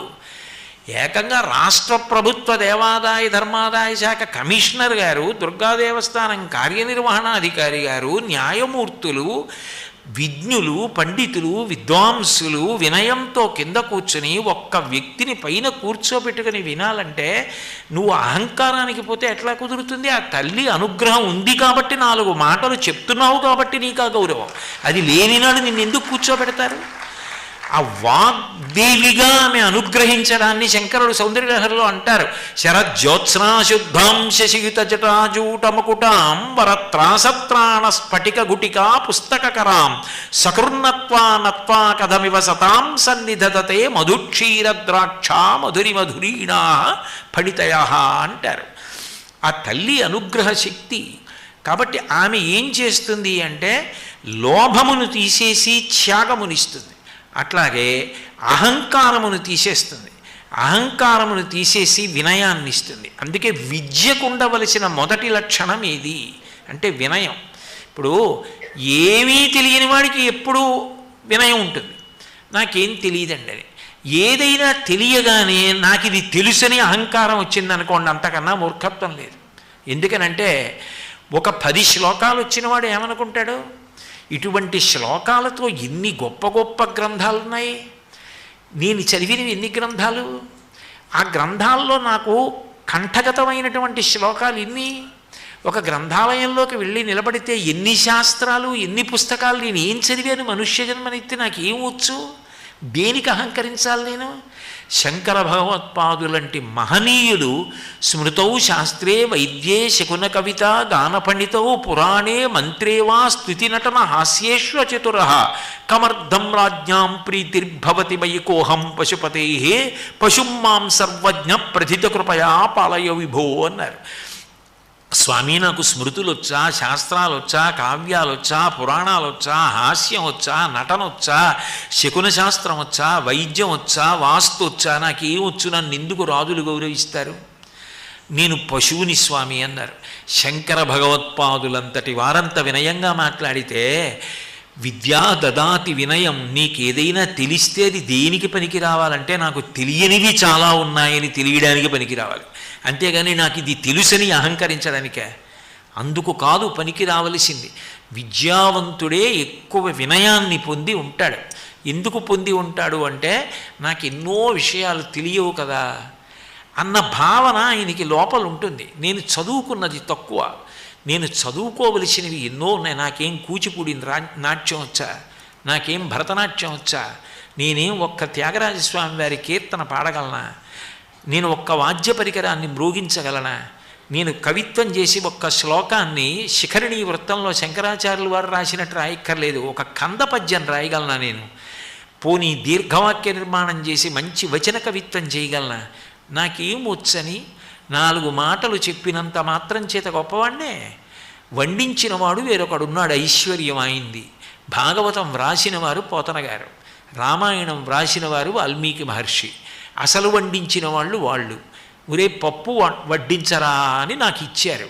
నేను విస్తళ్ళ దగ్గరికి వెళ్ళి పప్పు వేశాను. ఏమో పప్పు చాలా బాగుంది వాళ్ళన్నారు. అక్కడికి నేనే పప్పు వండించినట్టు హక్కరిస్తే అసలు వండించిన ఆయన వినయంలో నమస్కారం పెట్టి నించున్నాడు. మధ్యలో నాకు కంకణాలు ఎందుకు, నాకు బిరుదులు ఎందుకు, నాకు గౌరవాలు ఎందుకు, నాకు సభాపూజ్యత ఎందుకు? నిజానికి వాళ్ళు యజమానులు, వాళ్ళది నేను పంచి పెడుతున్నానంతే, నేను వడ్డిస్తున్నవాణ్ణి. ఆ పాటికి నాకెందుకన్న విజ్ఞత లేకపోతే పాడైపోడు. ఆ వినయాన్ని ఎవరివ్వాలి అంటే ఆ తల్లి ఇవ్వాలి. నీకు ఏది ఉందని నువ్వు అనుకుంటున్నావో అవన్నీ కాలంలో వెళ్ళిపోయేవే. మాకురు ధనజన యవ్వన గర్వం హరతి నిమీషత్కాల సర్వం మాయామయమిదమఖిలం హిత్వా బ్రహ్మపదం త్వం ప్రవిశ విదిత్వా అంటారు శంకర్లు. యవ్వనం అంటావా, ఐశ్వర్యం అంటావా, అధికారం అంటావా, పాండిత్యం అంటావా, నాకు తెలిసి పేరెందుకు? మహానుభావుడు. ఆయన్ని చూసేటప్పటికి అందరూ లేచి నమస్కారం చేసేవారు. పుస్తకం అక్కర్లేకుండా ఏ గ్రంథంలోంచి ఎన్ని విషయాలు ఉటంకించి మాట్లాడుతుండేవారు. అటువంటి వారు బాగా పెద్దవారు అయిపోయిన తర్వాత ఆయన్ని ఒక్కసారి వేదిక మీద చూడాలని అలమటించిపోయి ఆయన్ని బలవంతంగా ఒక సభకి తీసుకొచ్చి ఆయన వేదిక మీద కూర్చుంటే ఎంతమంది కళ్ళంబట నీళ్లు కార్చారో. ఈ మహానుభావుడు ఎన్ని చెప్పాడో, ఇవాళ ఇలా అయిపోయారే, శరీరం శుష్కించిపోయి అని. ఆయన్ని ఏదైనా ఒక్క 5 నిమిషాలు మాట్లాడమనండి, ఎన్నాళ్ళయిందో ఆయన కంఠం విని అన్నారు. ఆయన ఒక శ్లోకం చెప్పి, అప్పటికి కూడా ఆయనకి ఇంకా భక్తి అలాగే ఉంది లోపల, ఒక శ్లోకం చెప్పి దాని అర్థం చెప్పారు. చెప్పి మళ్ళీ అదే శ్లోకం చెప్పి మళ్ళీ అదే అర్థం చెప్తున్నారు. చెప్తుంటే కొడుకు దగ్గరికి వచ్చి చెవిలో, నాన్నగారు మీరు ఇప్పుడు ఆ శ్లోకం చెప్పేశారు, మీరు దాని అర్థం చెప్పేశారు, మళ్ళీ అదే శ్లోకం చెప్తున్నారు నాన్నగారు అన్నాడు. అంటే ఆయన మైక్లో, నేను ఈ శ్లోకం ఇప్పుడు చెప్పానుట, అర్థం చెప్పానుట, మళ్ళీ అదే శ్లోకం చెప్తున్నానుట, వీడు చెప్తున్నాడు అన్నారు. అందరూ వలవలా ఏడ్చేశారు. ఒకనాడు పుస్తకాధారం లేకుండా 2 గంటలు అనర్గళంగా మాట్లాడిన వ్యక్తికి తాను ఇప్పుడే ఆ శ్లోకం చెప్పానన్న విషయం స్ఫురణలో లేదు. మాకురు ధనజన యవ్వన గర్వం హరతి నిమేషత్కాల సర్వం. ఆయన గర్వం పొందినవారు కాదు. కాలము దేన్నైనా తీసేస్తుంది, కాలము దేన్నైనా ఇస్తుంది. అతిశయం ఎందుకు? కాలంలో నువ్వేది పొందావో అది నువ్వు సద్వినియోగం చేసుకుని పరదేవత నన్ను ఈ స్థానంలో కూర్చోపెట్టి మంచి చేసుకుని చిరస్థాయిని పొంది నువ్వు శాశ్వతుడవు కమ్మని నాకు అవకాశం ఇచ్చిందని ఉపయోగించుకునే లక్షణాన్ని అమ్మవారు ప్రవేశపెడితే నీకిచ్చిన అవకాశం నీకు కీర్తిగా మారి నువ్వు శాశ్వతుడవు అవుతావు. అది పొందాలి అంటే అహంకారం పోయి వినయం రావాలి. ఆ వినయం ఇవ్వగలిగినది ఎవరు అంటే ఆ తల్లి. అందుకే మదమును ఆమె తీసేస్తుంది. మోహము, అజ్ఞానము పోవాలి అంటే అజ్ఞాన తిమిరాంధస్య జ్ఞానాంజన శలాకయ చక్షురున్మీలితం ఏన తస్మై శ్రీ గురవై నమః. అజ్ఞానం తీయగలిగిన వాడెవరు అంటే గురువు. ఒరే నాయన, నీకు ఇన్ని విషయాలు తెలియవు అని అనకుండా ప్రేమగా కూర్చోపెట్టుకొని పునశ్చోత్తమ సాంత్వవాది మళ్ళీ మళ్ళీ మళ్ళీ మళ్ళీ మళ్ళీ మళ్ళీ మంచి మాటలను అట్లా కష్టపడి తన ఊపిరిని పణంగా పెట్టి చెప్పి చెప్పి చెప్పి చెప్పి ఉత్తమ మార్గంలో శిష్యుణ్ణి నడిపిస్తాడు. ఆ గురుస్వరూపంగా వచ్చేది ఎవరు? అమ్మవారే వస్తుంది. నిన్న రోజున మీతో మనవి చేశాను. ఓంకార పంజర సుఖీం ఉపనిషదుద్యానకేళికలకంఠీం ఆగమ విపిన మయూరీం ఆర్యాం అంతర్విభావయే గౌరీం దయమాన దీర్ఘనయనాం దేశిక రూపేణ దర్శితాభ్యుదయం వామకుచ నిహిత వీణాం వరదాం శారదాం వందే అని ఆ నవరత్నమాలికా స్తోత్రంలో ఆ మాతంగీ స్వరూపాన్ని స్తోత్రం చేస్తాడు కాళిదాస మహాకవి. అమ్మవారు దేశిక రూపేణ దర్శితాభ్యుదయం, గురుస్వరూపంగా వచ్చి అనుగ్రహిస్తుంది. అయితే అమ్మవారు గురుస్వరూపంగా రావడం అన్న మాటను మీరు జాగ్రత్తగా అర్థం చేసుకోవాలి. ఆమె గురువుగా వస్తుంది, కానీ గురి మనకు ఉండాలి. ఆయన చెప్పింది సత్యమన్న గురి మనకుంటే ఆయన గురువు అవుతాడు తప్ప గురువుగారు అని నోటితో పిలిచి ఆయన అమాయకుడి పాపాల ఏదో చెప్తుంటాడు అంటే గురువుగారు ఎందుకు అవుతాడు? గురి ఉంటే నీకు ఆయన గురువు అవుతాడు. అసలు నిజానికి దీక్ష అన్న మాట అక్కడ అన్వయం అవుతుంది. నిన్న నేను మీతో కుక్కుట దీక్ష కామాక్షి గురించి ఒక మాట చెప్పాను. ఒక్కొక్కసారి అది గురువు గారి వైపు నుంచి ఎడుతుంది, ఒక్కొక్కసారి శిష్యుడి వైపు నుంచి ఎడుతుంది. అది విచిత్రం దీక్ష. కబీర్ దాస్ గారికి ఎప్పుడూ మనసులో కోరిక రామానంద స్వామి వారి దగ్గర ఉపదేశం పొందాలని. కారణాంతరాల చేత రామానంద స్వామి వారు కబీర్దాస్ గారికి ఉపదేశం చేయడం కుదరలేదు. కానీ తెల్లవారుజామున 3-4 గంటల మధ్యలో రామానంద స్వామి వారు గంగానదిలో స్నానం చేసి బయటికి వచ్చి నడుస్తూ రామనామం చెప్తూ పరవశంతో వెడుతుండేవారు. కబీర్దాస్ గారు తెలిసి ఏమీ తెలియనట్టు ఆ గంగానదిలో ఇసుకలో పడుకున్నారు బోర్ల. గురువుగారు ఎటు వస్తున్నారో ఆయన కాలు తల మీద పడేటట్టుగా పడుకున్నారు.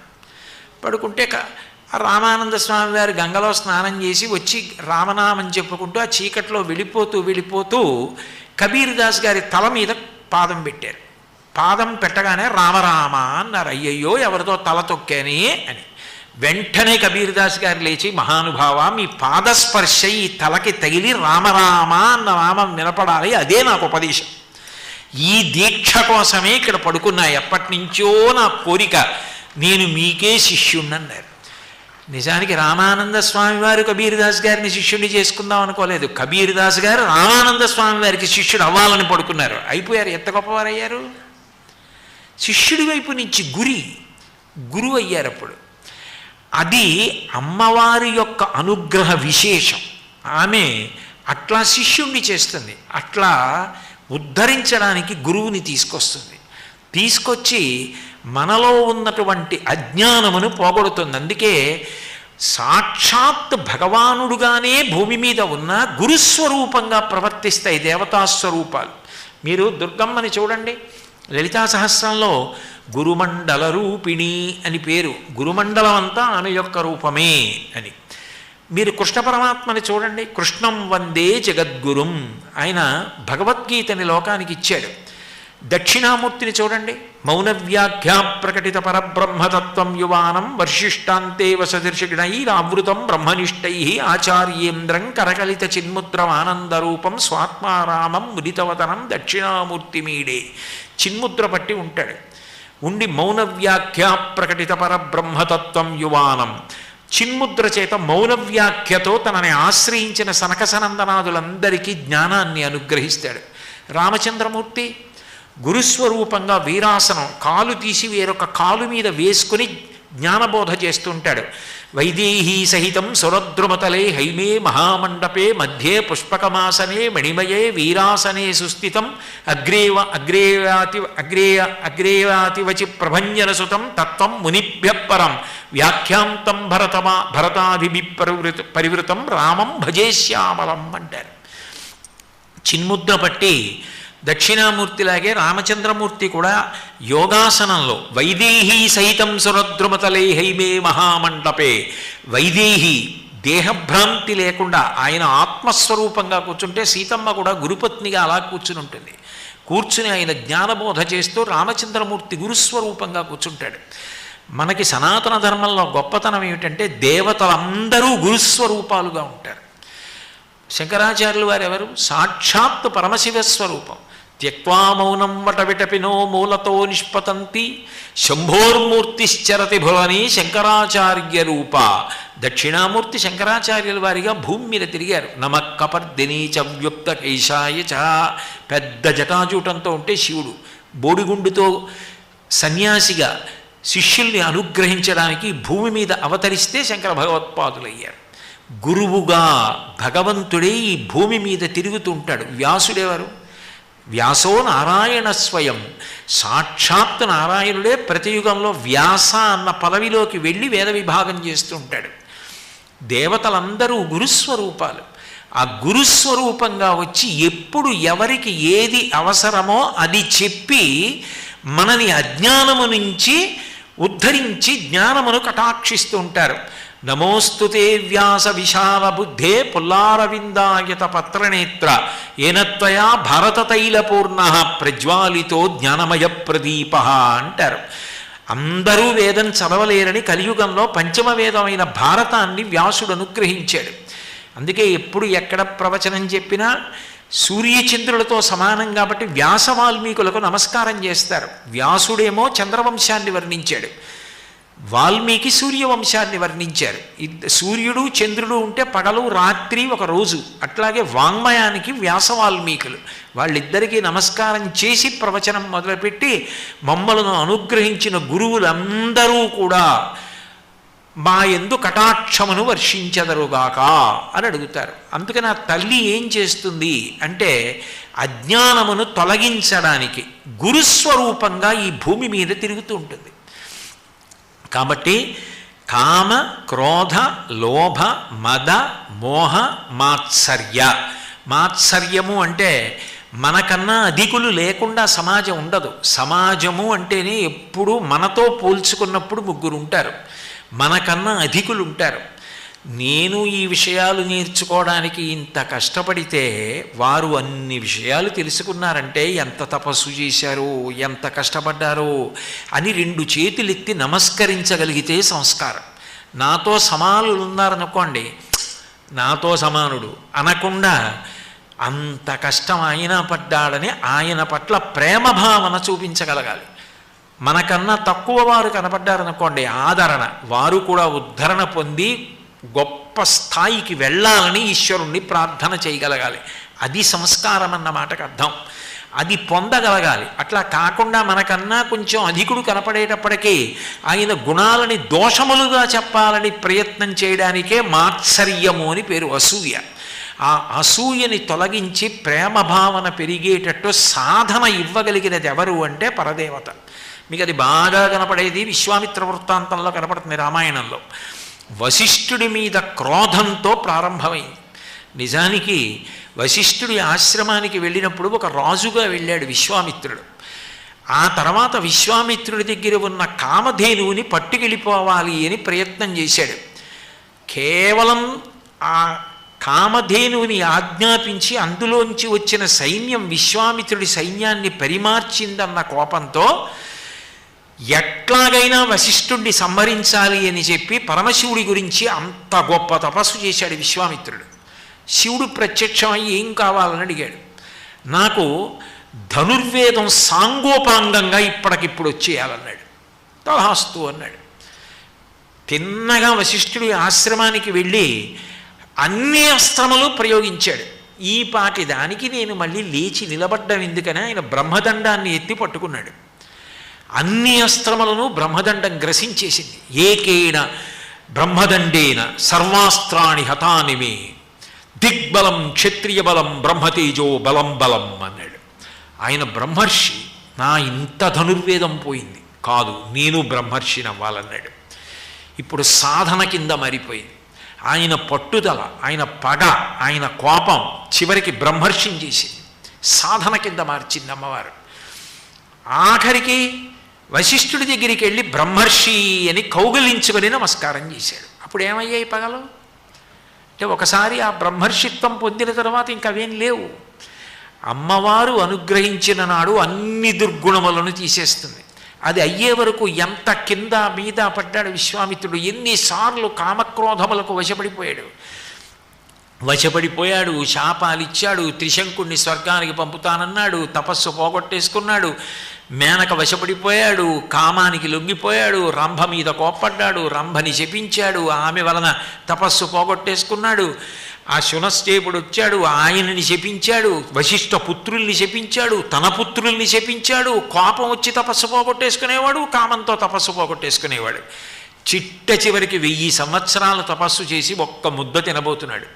ఇంద్రుడు బ్రాహ్మణ రూపంలో వచ్చి నాకు ముద్ద పెట్టమన్నాడు. గమనించాడు ఇంద్రుడేని, ఏ రాగద్వేషములు లేవు, అలలు లేని చెరువుల ప్రశాంతంగా ఉండి ఆ కవళం పెట్టేశాడు. బ్రహ్మర్షి స్వాగతం తీస్తూ అన్నాడు బ్రహ్మగారు వచ్చి, ఇప్పుడు నువ్వు బ్రహ్మర్షి అయ్యావు అన్నాడు. బ్రహ్మర్షి అయిపోయాక ఇప్పుడు ఏ కోపం లేదు, ఏ కామం లేదు, అన్నిటికీ అతీతంగా సమస్తం రామచంద్రమూర్తి పరం చేసి సీతారామ కళ్యాణం చేసి ఉత్తర దిక్కుగా వెళ్ళిపోయాడు. లోక కళ్యాణానికి ఇచ్చేశాడు సమస్తం. అది మహాత్ముల యొక్క జీవితం, అది పరదేవత సంస్కరించే విధానం. అందుకని ఆమె అజ్ఞానమును తీసేస్తుంది, మాత్సర్యమును తీసేస్తుంది, దుర్గుణములను తీసేస్తుంది, వాటి స్థానంలో సద్గుణములు ప్రవేశపెడుతుంది. ఇది మహాకాళి, మహాలక్ష్మి. మహాసరస్వతి అంటే సరస్వతి అన్న మాటకి వేదంలో అర్థం ఏమిటంటే ప్రవాహము అని. నిజానికి ప్రవాహము బయటి ప్రవాహం కాదు, లోపలి ప్రవాహం. విద్యా ప్రవాహం బయటికి దొరికేది కాదు. విద్యానామనరస్య రూపమధికం ప్రచ్ఛన్న గుప్తం ధనం విద్యా భోగకరీ యశస్సుఖకరీ విద్యా గురూణాం గురు విద్యా బంధుజనో విదేశగమనే విద్యా పరం లోచనం విద్యా రాజసు పూజ్యతే నహి ధనం విద్యా విహీన పశు అంటారు. విద్య కలిగినటువంటి వాడి యొక్క రూపం ఎప్పుడూ గౌరవనీయమే. ఆయన యవ్వనంలో గౌరవనీయుడు కాదు, ఎంత వృద్ధుడైపోనివ్వండి. కంచి కామకోటి పీఠాధిపత్యం వహించిన మహాపురుషులు చంద్రశేఖరేంద్ర సరస్వతీ స్వామి వారికి 96 సంవత్సరముల వయసు వచ్చేసి వేలుతో ఇలా ఉరప్పంజలం మీద వేలు పెట్టి లెక్క పెట్టడానికి వీలుగా ఎముకల గూడైపోయి, కాళ్ళు చీపురు పుల్లలంత సన్నగా అయిపోయి, ఒక కన్ను కనపడక భూతద్దం లాంటి కంటి అద్దాలతోటి ఇంతంత విభూతి పుండ్రాలు పెట్టుకుని కుంకం పెట్టుకుని సన్యాసాశ్రమ నియమం తప్పకుండా వాహనం ఎక్కకుండా ఆ వయసులో కూడా తోపిడి బండు పట్టుకుని నడిచి వెళ్ళిపోతుంటే వాహనాల మీద వెడుతున్న వాళ్ళు దిగిపోయి రహదారులకు రెండు పక్కల నిలబడి చొక్కాలు బనీన్లు విప్పి నేల మీద పడి నమస్కరించారు. మహానుభావుడు అంత గొప్ప తేజస్సుతో అటువంటి గురువుగా నిలబడిపోయారు. ఇప్పటికీ ఎప్పుడైనా మనసులో ఆందోళన కలిగిందనుకోండి, ఒక్కసారి పరమాచార్యుల వారి చిత్రపటం వంక చూశారనుకోండి, శాంతి కలుగుతుంది. చంద్రశేఖర భారతీ స్వామి వారి వంక చూశారనుకోండి, మనశ్శాంతి కలుగుతుంది. రామకృష్ణ పరమహంస మూర్తి వంక చూశారనుకోండి, శాంతి కలుగుతుంది. అన్ని ఉద్వేగములు అణగిపోతాయి. వాళ్ళ చిత్రపటాలు ఇంట్లో పెట్టుకుంటారా, లేకపోతే నానా రంగులు వేసుకుని కృత్రిమమైన అందం తెచ్చుకున్న వాడి చిత్రపటం తెచ్చి ఇంట్లో పెట్టుకుంటారా? మనసుకి శాంతి కలగడం దేనివల్ల అంటే సరస్వతీ కటాక్షం వల్ల. ఆ సరస్వతీ కటాక్షం ఎంత గొప్ప ఐశ్వర్యాన్నైనా ఇస్తుంది. సరస్వతీ కటాక్షం ఇవ్వలేనిది లోకంలో లేదు.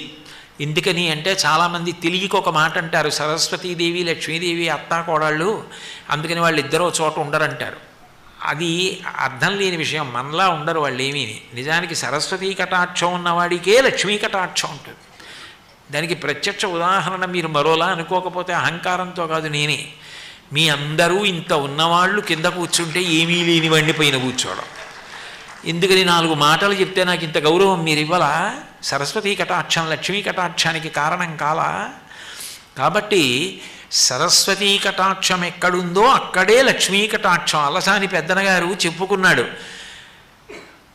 ఆ కృష్ణదేవరాయల వారు అంత గొప్పవాడు, సాహితీ సమరాంగణ సార్వభౌముడు, లలిత కళాప్రియుడు, కవి పండిత పోషకుడు, విద్వత్కవి అని పేర్గాంచినటువంటి వాడు. అల్లసాని పెద్దనగారు ఏదో ఆనపకాయ కొనుక్కుందామని అలా తిరుగుతుంటే ఈయన ఏనుగు మీద వెళ్ళిపోతూ ఎదురైనచో తన మరకరీంద్రము డిగ్గి కేలూతనొసగి ఎక్కించుకొనియే మునుచరిత్రం బందుకొని వేళ పురమేగ పల్లకి తనకేల పట్టి ఎత్తే బిరుదైన కవిగండ పిండేరమునకి వెతగునని తానే పాదమున తొడగే గోకట గ్రామాధ్యనైకాగ్రహారములడిగిన సీమలు వందునిచ్చే ఆంధ్ర కవితా పితామహ అల్లసాని పెద్దనామాచ్య అని నన్ను పిలుచునట్టి కృష్ణరాయలతోడ దివికేగలేక బ్రతికియున్నాడ జీవచ్ఛవంబునగుచు అని చెప్పుకున్నాడు మనుచరిత్రలో. అంతటి రాయలవారు అలసాని పెద్దన కనపడితే మదపుట ఏనుగు మించి కిందకి దిగి చెయ్యిచ్చి పైకెత్తి ఏనుగు మీద కూర్చోబెట్టుకుని ఇంటి దగ్గర దింపేవట. మనుచరిత్ర తెలుగులో మొట్టమొదటి ప్రబంధాన్ని ఆయన రచించి గొప్పగా చెప్పుకున్నాడు. నేనే ఆంధ్ర భాషలో మొట్టమొదటి ప్రబంధాన్ని రచించాను అని చెప్పుకున్నాడు. అటువంటి ప్రబంధ రచన చేసినప్పుడు అలసాని పెద్దన గారిని పల్లకీలో కూర్చోబెట్టి రాయలవారు భుజం మీద పల్లకీ పెట్టుకుని మోసాడు. అల్లసాని పెద్దన గారి ఎడమ పాదానికి రాయలవారు గండపెండేరం దొడిగాడు. ఎన్నో బహుమానాలు ఇచ్చాడు. అంతటి చక్రవర్తి అంత గౌరవించడానికి కారణం సరస్వతీ కటాక్షం. ఒక్కొక్క పద్యం అలా రాశాడు. అటజని కంచ భూమిసురుడంబర చుంబి శిరస్సర ఝరీపటల ముహుర్ముహుర్లుటద భంగ తురంగ మృదంగ నిస్వన స్ఫుటనటనానురూప పరిపుల్ల కలాప కలాపిజాలమున్ కటక చరత్కరేణుకర కంపిత సాలము శీతశైలమున్. ఆ ఒక్క పద్యాన్ని అనుకరించాలని ఎంతమంది ప్రయత్నించారో తర్వాత. రామరాజభూషణుడు కూడా స్వర్ణశైలమున్నట్టు రాశాడు దానికి అనుకరణగా. ఇప్పుడు సరే కవిత్వానికి సంబంధించిన విషయాల కోసం కాదు కదా, పరదేవత అనుగ్రహం కోసం మాట్లాడుతున్నాను. కాబట్టి ఆ తల్లి ఏమివ్వగలదు అంటే ఎంత గొప్ప సరస్వతీ కటాక్షన్నైనా ఇస్తుంది. సరస్వతి అని ఎందుకు పేరు అంటే నీరు నిలవుండిపోయిందనుకోండి దుర్వాసన వస్తుంది. నీరు నిలవుండిపోయిందండి అందుకని దుర్వాసన వస్తుందంటారు. సరస్వతీ కటాక్షం నిలవెందుకు ఉండిపోతుందంటే లోభం వల్ల. నేనింత కష్టపడి నేర్చుకున్నది తాంబూలం లేకుండా నేను ఎందుకు చెప్పాలి అనుకున్నాడు అనుకోండి, తన విద్య తన యందే ఆవిరైపోతుంది. విద్యావంతుడికి ఉండవలసిన లక్షణం ఏమిటంటే మేఘంలా ఆవులా ఉండాలి. మేఘం ఎక్కడో ఉప్పు సముద్రంలో ఉన్న నీళ్లు తాగి తీయటి నీళ్లగా మార్చి నిరాధారమైన ఆకాశ మార్గంలో బయలుదేరి వచ్చి కటిక చీకట్లో వాళ్ళు నన్ను గుర్తించి మళ్ళీ నమస్కారం చేస్తారా అని కూడా చూడకుండా వర్షించేసి వేడి తగ్గించేసి చల్లబరిచేసి వచ్చినప్పుడంత భారంగా వచ్చింది, ఇచ్చేసిన తర్వాత అమ్మయ్య ఇచ్చేశానని దూదిపింజలు అయిపోయి గబగబా వెళ్ళిపోతుంది. అంతే తప్ప ఇన్ని నీళ్లు పట్టుకొచ్చి వీళ్ళకి ఇచ్చాను కదా నాకేమైనా సత్కారం చేస్తారా చేయరా అని అలా నిలబడదు మేఘం. అంత కష్టపడినది అంత తేలిగ్గా ఇచ్చి వెళ్ళిపోతుంది. అంత కష్టపడి గడ్డి తిని వాహినులందు జలంబు త్రాగగా అంటారు పోతన గారు. ఎక్కడో నీళ్లు తాగి పాలగా మార్చుకున్న ఆవు దూడ వెళ్ళి పొదుగులో శిరములను చప్పరించి గుద్దినంత మాత్రం చేత పాలు విడిచిపెట్టేస్తుంది. అయా మీరు కాకపోతే ఎవరు చెప్తారండి, చెప్పండి అని చెప్పినంత మాత్రం చేత దాచుకోకుండా చెప్పగలిగినటువంటి నిస్వార్థ బుద్ధి ఉంటే అప్పుడు లోపల ఉన్న సరస్వతి కటాక్షమనకు సార్థక్యం. అప్పుడు సరస్వతి ప్రవహించి అజ్ఞానమును తొలగతోసేస్తుంది, తెలియనితనాన్ని తీసేస్తుంది. ఆ స్థాయి దగ్గర మొదలైనటువంటి సరస్వతీ కటాక్షం చిట్ట చివరికి తానెవరో తనకి తెలుస్తుంది. ఎవరు తాను అంటే ఈ శరీరము నేను కాదు, లోపల ఉన్న ఆత్మ నేను, అది శాశ్వతం. ఈ శరీరం అనిత్యం. జాతస్య హి ధ్రువో మృత్యు ధ్రువం జన్మమృతస్య చ తస్మాద్ అపరిహార్యేర్థే నత్వం సూచితుమర్హసి. దీనికోసం ఏడవలసిన అవసరం లేదు. ఎన్ని కోట్ల మంది వచ్చారు, ఎంతమంది వెళ్ళిపోయారు. మహాత్ములైతే మాత్రం శరీరంతో ఉండిపోయారా? వాళ్ళు శరీరాలు విడిచిపెట్టి వెళ్ళిపోయారు. వాసాంసి జీర్ణాని యథా విహాయ నవాని గృహ్ణాతి నరోపరాణి తథా శరీరాన్ని విహాయ జీర్ణాన్ అన్యాని సంయాతి నవాని దేహి. ఇంటికి వెళ్ళిపోయిన తర్వాత చెమట పట్టిన లాల్చి విప్పి దండం మీద ఎలా పడేస్తానో అలా ఒకనాడు ఈ శరీరాన్ని తృణప్రాయంగా వదిలిపెట్టి మళ్ళీ ఇంకొక శరీరాన్ని తీసుకోవలసి ఉంటుంది జీవుడు. దానికోసం అశోచ్యానన్వశోచత్వం ప్రజ్ఞావాదాంశ్చ భాషసే గతాసూన గతాసూంశ్చ నానుశోచంతి పండితా. దానికోసం పండితులైన వారు ఏడవరు అంటాడు. దేహినోస్మిన్ యథా దేహే కౌమారం యవ్వనం జరా తథా దేహాంతర ప్రాప్తి ధీరస్తత్ర నముహ్యతి. బాల్యము, కౌమారము, యవ్వనము, వార్ధక్యము వచ్చినట్టే ఒకనాడు ఈ శరీరం పడిపోవడం కూడా జరుగుతుంది. ఇది శాశ్వతంగా ఉండిపోమంటే ఉండిపోయేది కాదు. కానీ ఆత్మ మాత్రం అలా మారేది కాదు, పోయేది కాదు. అది ఎప్పుడూ ఉంటుంది. నైనం చిందంతి శస్త్రాణి నైనం దహతి పావక నచైనం క్లేదయంత్యాపో నశోషయతి మారుత. అది గాలి చేత కొట్టబడదు, కత్తి చేత నరకబడదు, అగ్ని చేత కాల్చబడదు, నీటి చేత తలపబడదు. అటువంటి శాశ్వతమైన ఆత్మ నేను తప్ప ఈ శరీరము నేను కాదు అని నోటితో చెప్పడం కాదు, అనుభవంగా పొందడం ఏదో అది జ్ఞానము. అది శారద, అది మహాసరస్వతీ స్వరూపం. అంటే ఆ మహాసరస్వతీ స్వరూపంగా అమ్మవారు అనుగ్రహించిన నాడు తనెవరో తనకి తెలుస్తుంది. విద్య దగ్గర ప్రారంభమై తనెవరో తాను తెలుసుకోగలిగిన స్థితి వరకు ఆ తల్లి అనుగ్రహించిన నాడు జీవన్ముక్తుడైపోయాడు. అది ఎవరిస్తుంది అంటే ఆ తల్లియే ఇస్తుంది. అందుకే సౌందర్యలహరిలో శంకరాచార్యుల వారు అమ్మవారిని ఆరాధన చేస్తే ఏమిస్తుంది అన్నదానికి మహాకాళి, మహాలక్ష్మి, మహాసరస్వతి అన్నదాన్నే అన్వయం చేస్తూ ఫలశ్రుతి కింద చెప్తారు. సరస్వత్యా లక్ష్మ్యా విధిహరి సపత్నో విహరతే రతే పాతివ్రత్యం శిథిలయతి రమ్యేన వపుష చిరంజీవన్నేవ క్షపిత పశుపాశవ్యతికర పరానందాభిక్యం రసయతి రసం తద్భజనవాన్ అంటారు. ఆ అమ్మని నమ్ముకుని ఆమె పాదాలు పట్టుకున్నవాడికి సరస్వత్యా జ్ఞాన మార్గావలంబకులు కాబట్టి ముందు సరస్వతి గురించి మాట్లాడతారు శంకరాచార్యుల వారు. సచామర రమావాణి సవ్యదక్షిణ సేవిత అని ఒక నామం అమ్మవారికి. అమ్మవారికి కుడి చేతి వైపు సరస్వతీదేవి ఉంటుంది, ఎడం చేతి వైపు లక్ష్మీదేవి ఉంటుంది. కుడి చేతి వైపు ఉన్నవారికన్నా ఎడం చేతి వైపు ఉన్నవారు తక్కువ. సరస్వతీదేవి కన్నా లక్ష్మీదేవి తక్కువ అంటే ఏదో గొప్పతనంలో తక్కువ అని కాదు దాని అర్థం. తక్కువ అన్న మాటకి అన్వయం ఏమిటంటే సరస్వతీ కటాక్షము లేని లక్ష్మీ కటాక్షము భయహేతువు పతనహేతువు. ఆయనకి అక్షరం రాదు, సంతకం పెట్టడం రాదు, వేలిముద్ర వేయగలడం, కోటాను కోట్ల ఆస్తుంది. ఆ డబ్బంతా నిజంగా వసూలైందా? ఆ లెక్క పెట్టి చెప్తున్నటువంటి అంకెయో సంఖ్యయో అంతేనా? అవన్నీ కూడితే అంతే వస్తుందా? అవేం ఆయనకి తెలియదు. ఎవరు ఏం చేస్తున్నారో అన్న భయం ఉంటుంది. దాన్ని ఎలా సద్వినియోగం చేయాలి, ఏం చేస్తే తను తరిస్తాడన్నది తెలియదు. ఎందుకంటే సరస్వతీ కటాక్షం లేదు. తను బాగా చదువుకున్నాడు, నన్నెవరు మోసం చేయగలరు, నేను లెక్కలన్నీ చూడగలను అని ధైర్యం ఉంటుంది. సరస్వతీ కటాక్షంతో కూడుకున్న లక్ష్మీ కటాక్షం అభ్యున్నతి హేతువు.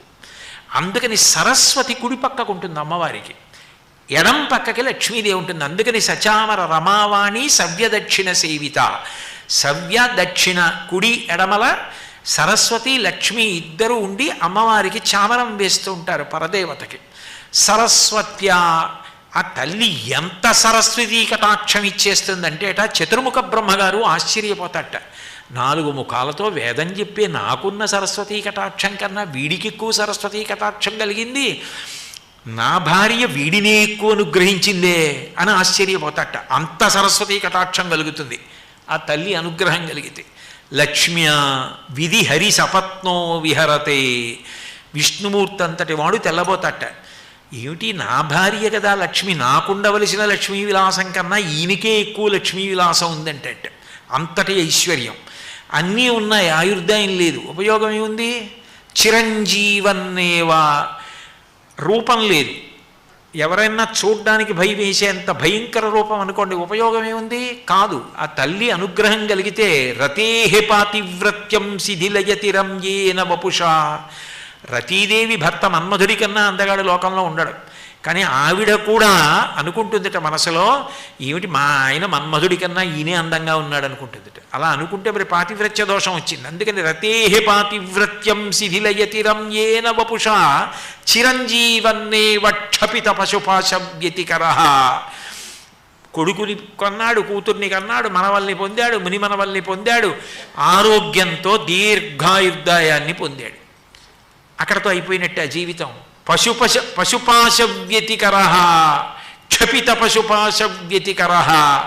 పాశములు తెగిపోవడానికి సరస్వతీ కటాక్షాన్ని పొందాడు. అమ్మ అనుగ్రహించి తనెవరో తాను తెలుసుకున్నాడు. తనెవరో తాను తెలుసుకున్న తర్వాత ఇక మళ్ళీ తాను పుట్టవలసిన అవసరం అక్కడతో పోయింది. అక్కడతో అదే ఆఖరిసారి శరీరం వదిలేయడు. అప్పుడు పరానందాభిక్యం రసయతి రసం తద్భజనవాన్. నిన్ను కొలిచినవాడు, నిన్ను సేవించినవాడు తానే సాక్షాత్తుగా అమృతస్వరూపుడైపోయాడు. ఇక తాను పుట్టవలసిన అవసరం లేదు. మృత్యువు శరీరాన్ని కబళిస్తుంటే శరీరం పడిపోతుంది, దాని ధర్మమని తాను సాక్షిగా శరీరాన్ని పడిపోవడం చూస్తూ మోక్షాన్ని పొందాడు. భగవాన్ రమణులకు ఊపిరి అందకపోతుంటే ప్రాణవాయువుని తీసుకెళ్ళబోయారు వైద్యులు. వద్దు అని చెప్పి వారించి అందరూ చూస్తుండగా ఆయనలోంచి ప్రాణజ్యోతి లేచి ప్రదక్షిణం చేసి అరుణాచలంలో కలిసిపోయింది. అందరూ చూస్తుండగా డొక్కా సీతమ్మ గారిలో ఉన్న జ్యోతి లేచి వెళ్ళిపోయింది. అందరూ చూస్తుండగా త్యాగరాజస్వామి వారి ఆత్మ జ్యోతి లేచి రామచంద్రమూర్తిలో ఐక్యమైంది.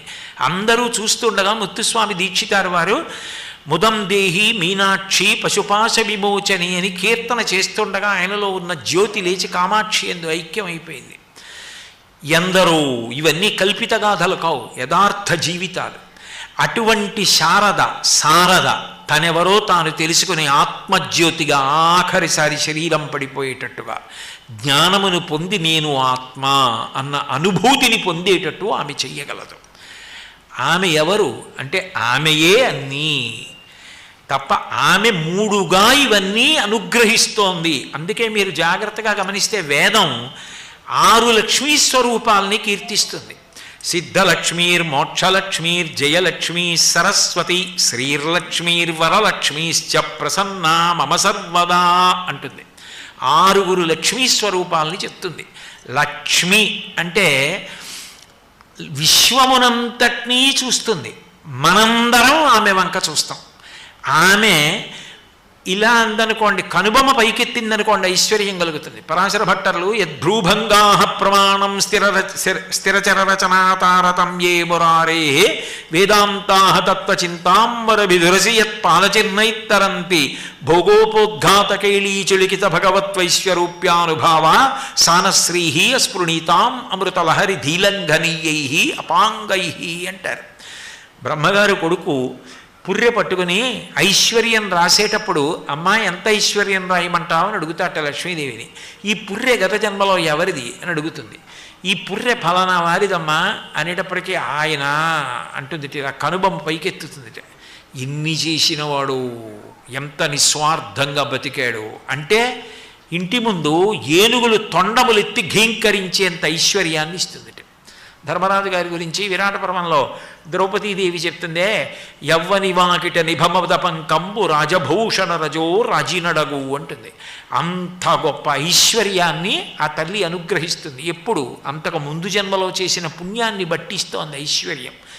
అది సద్వినియోగం కాకపోతే మళ్ళీ కొండ ఖాళీ కొండై పక్కింట్లో గెడుతుంది. అదే కదూ శ్రీకృష్ణ లీలలు. వారి ఇల్లు చొచ్చి దూరం కడవల దూరంబుగ నెయ్యి త్రాగి తుదనా కడవల్ వీరింట నీసుతుండిడ వారికి వీరికి ని పెద్ద వాదయ్య సతీ.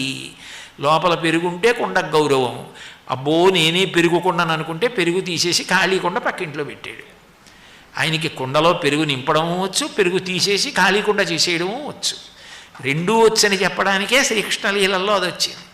అందుకని ఆ తల్లి సరస్వతీ స్వరూపంగా మనమెవరో మనకి తెలిసేటట్టు చేయగలదు. అది చరమ ప్రయోజనం. కాబట్టి నవరాత్రులకి పేరు శారదా నవరాత్రులు అన్నారు. ఇన్ని ఇవ్వగలిగింది ఎవరు? వ్యక్తిగా ఒకడికి ఇవ్వగలదు, దేశానికంతటికీ ఆ సుభిక్షమైన స్థితిని. అటువంటి కవులు, అటువంటి పండితులు, అటువంటి విద్వాంసులు, అటువంటి సంగీతవేత్తలు, అటువంటి పరిపాలకులు, అటువంటి ప్రజలు, ఇన్నిటినీ ఆ దుర్గమ్మ అనుగ్రహించగలదు. ఇన్ని ఇవ్వగలదు. గొప్ప శక్తి స్వరూపం కాబట్టి ఆ తల్లికి అటువంటి ఆరాధన. అన్నీ ఆమెయే అన్న భావన మాత్రం ఎప్పుడు విడిచిపెట్టకూడదు. ఆ తల్లియే లక్ష్మి, ఆ తల్లియే సరస్వతి, ఆ తల్లియే పార్వతి. అందుకే మీరు చూడండి, అమ్మవారి అనుగ్రహం గురించి చెప్పేటప్పుడు సిద్ధలక్ష్మీర్ మోక్షలక్ష్మీర్ జయలక్ష్మి సరస్వతి శ్రీలక్ష్మి వరలక్ష్మీశ్చ ప్రసన్నా మమ సర్వదా లక్ష్మీ స్వరూపంగా చెప్తున్నారు. కానీ చెప్పేటప్పుడు సిద్ధలక్ష్మి, ఒక చోటికి వెళ్ళినప్పుడు కార్యము సిద్ధించినది.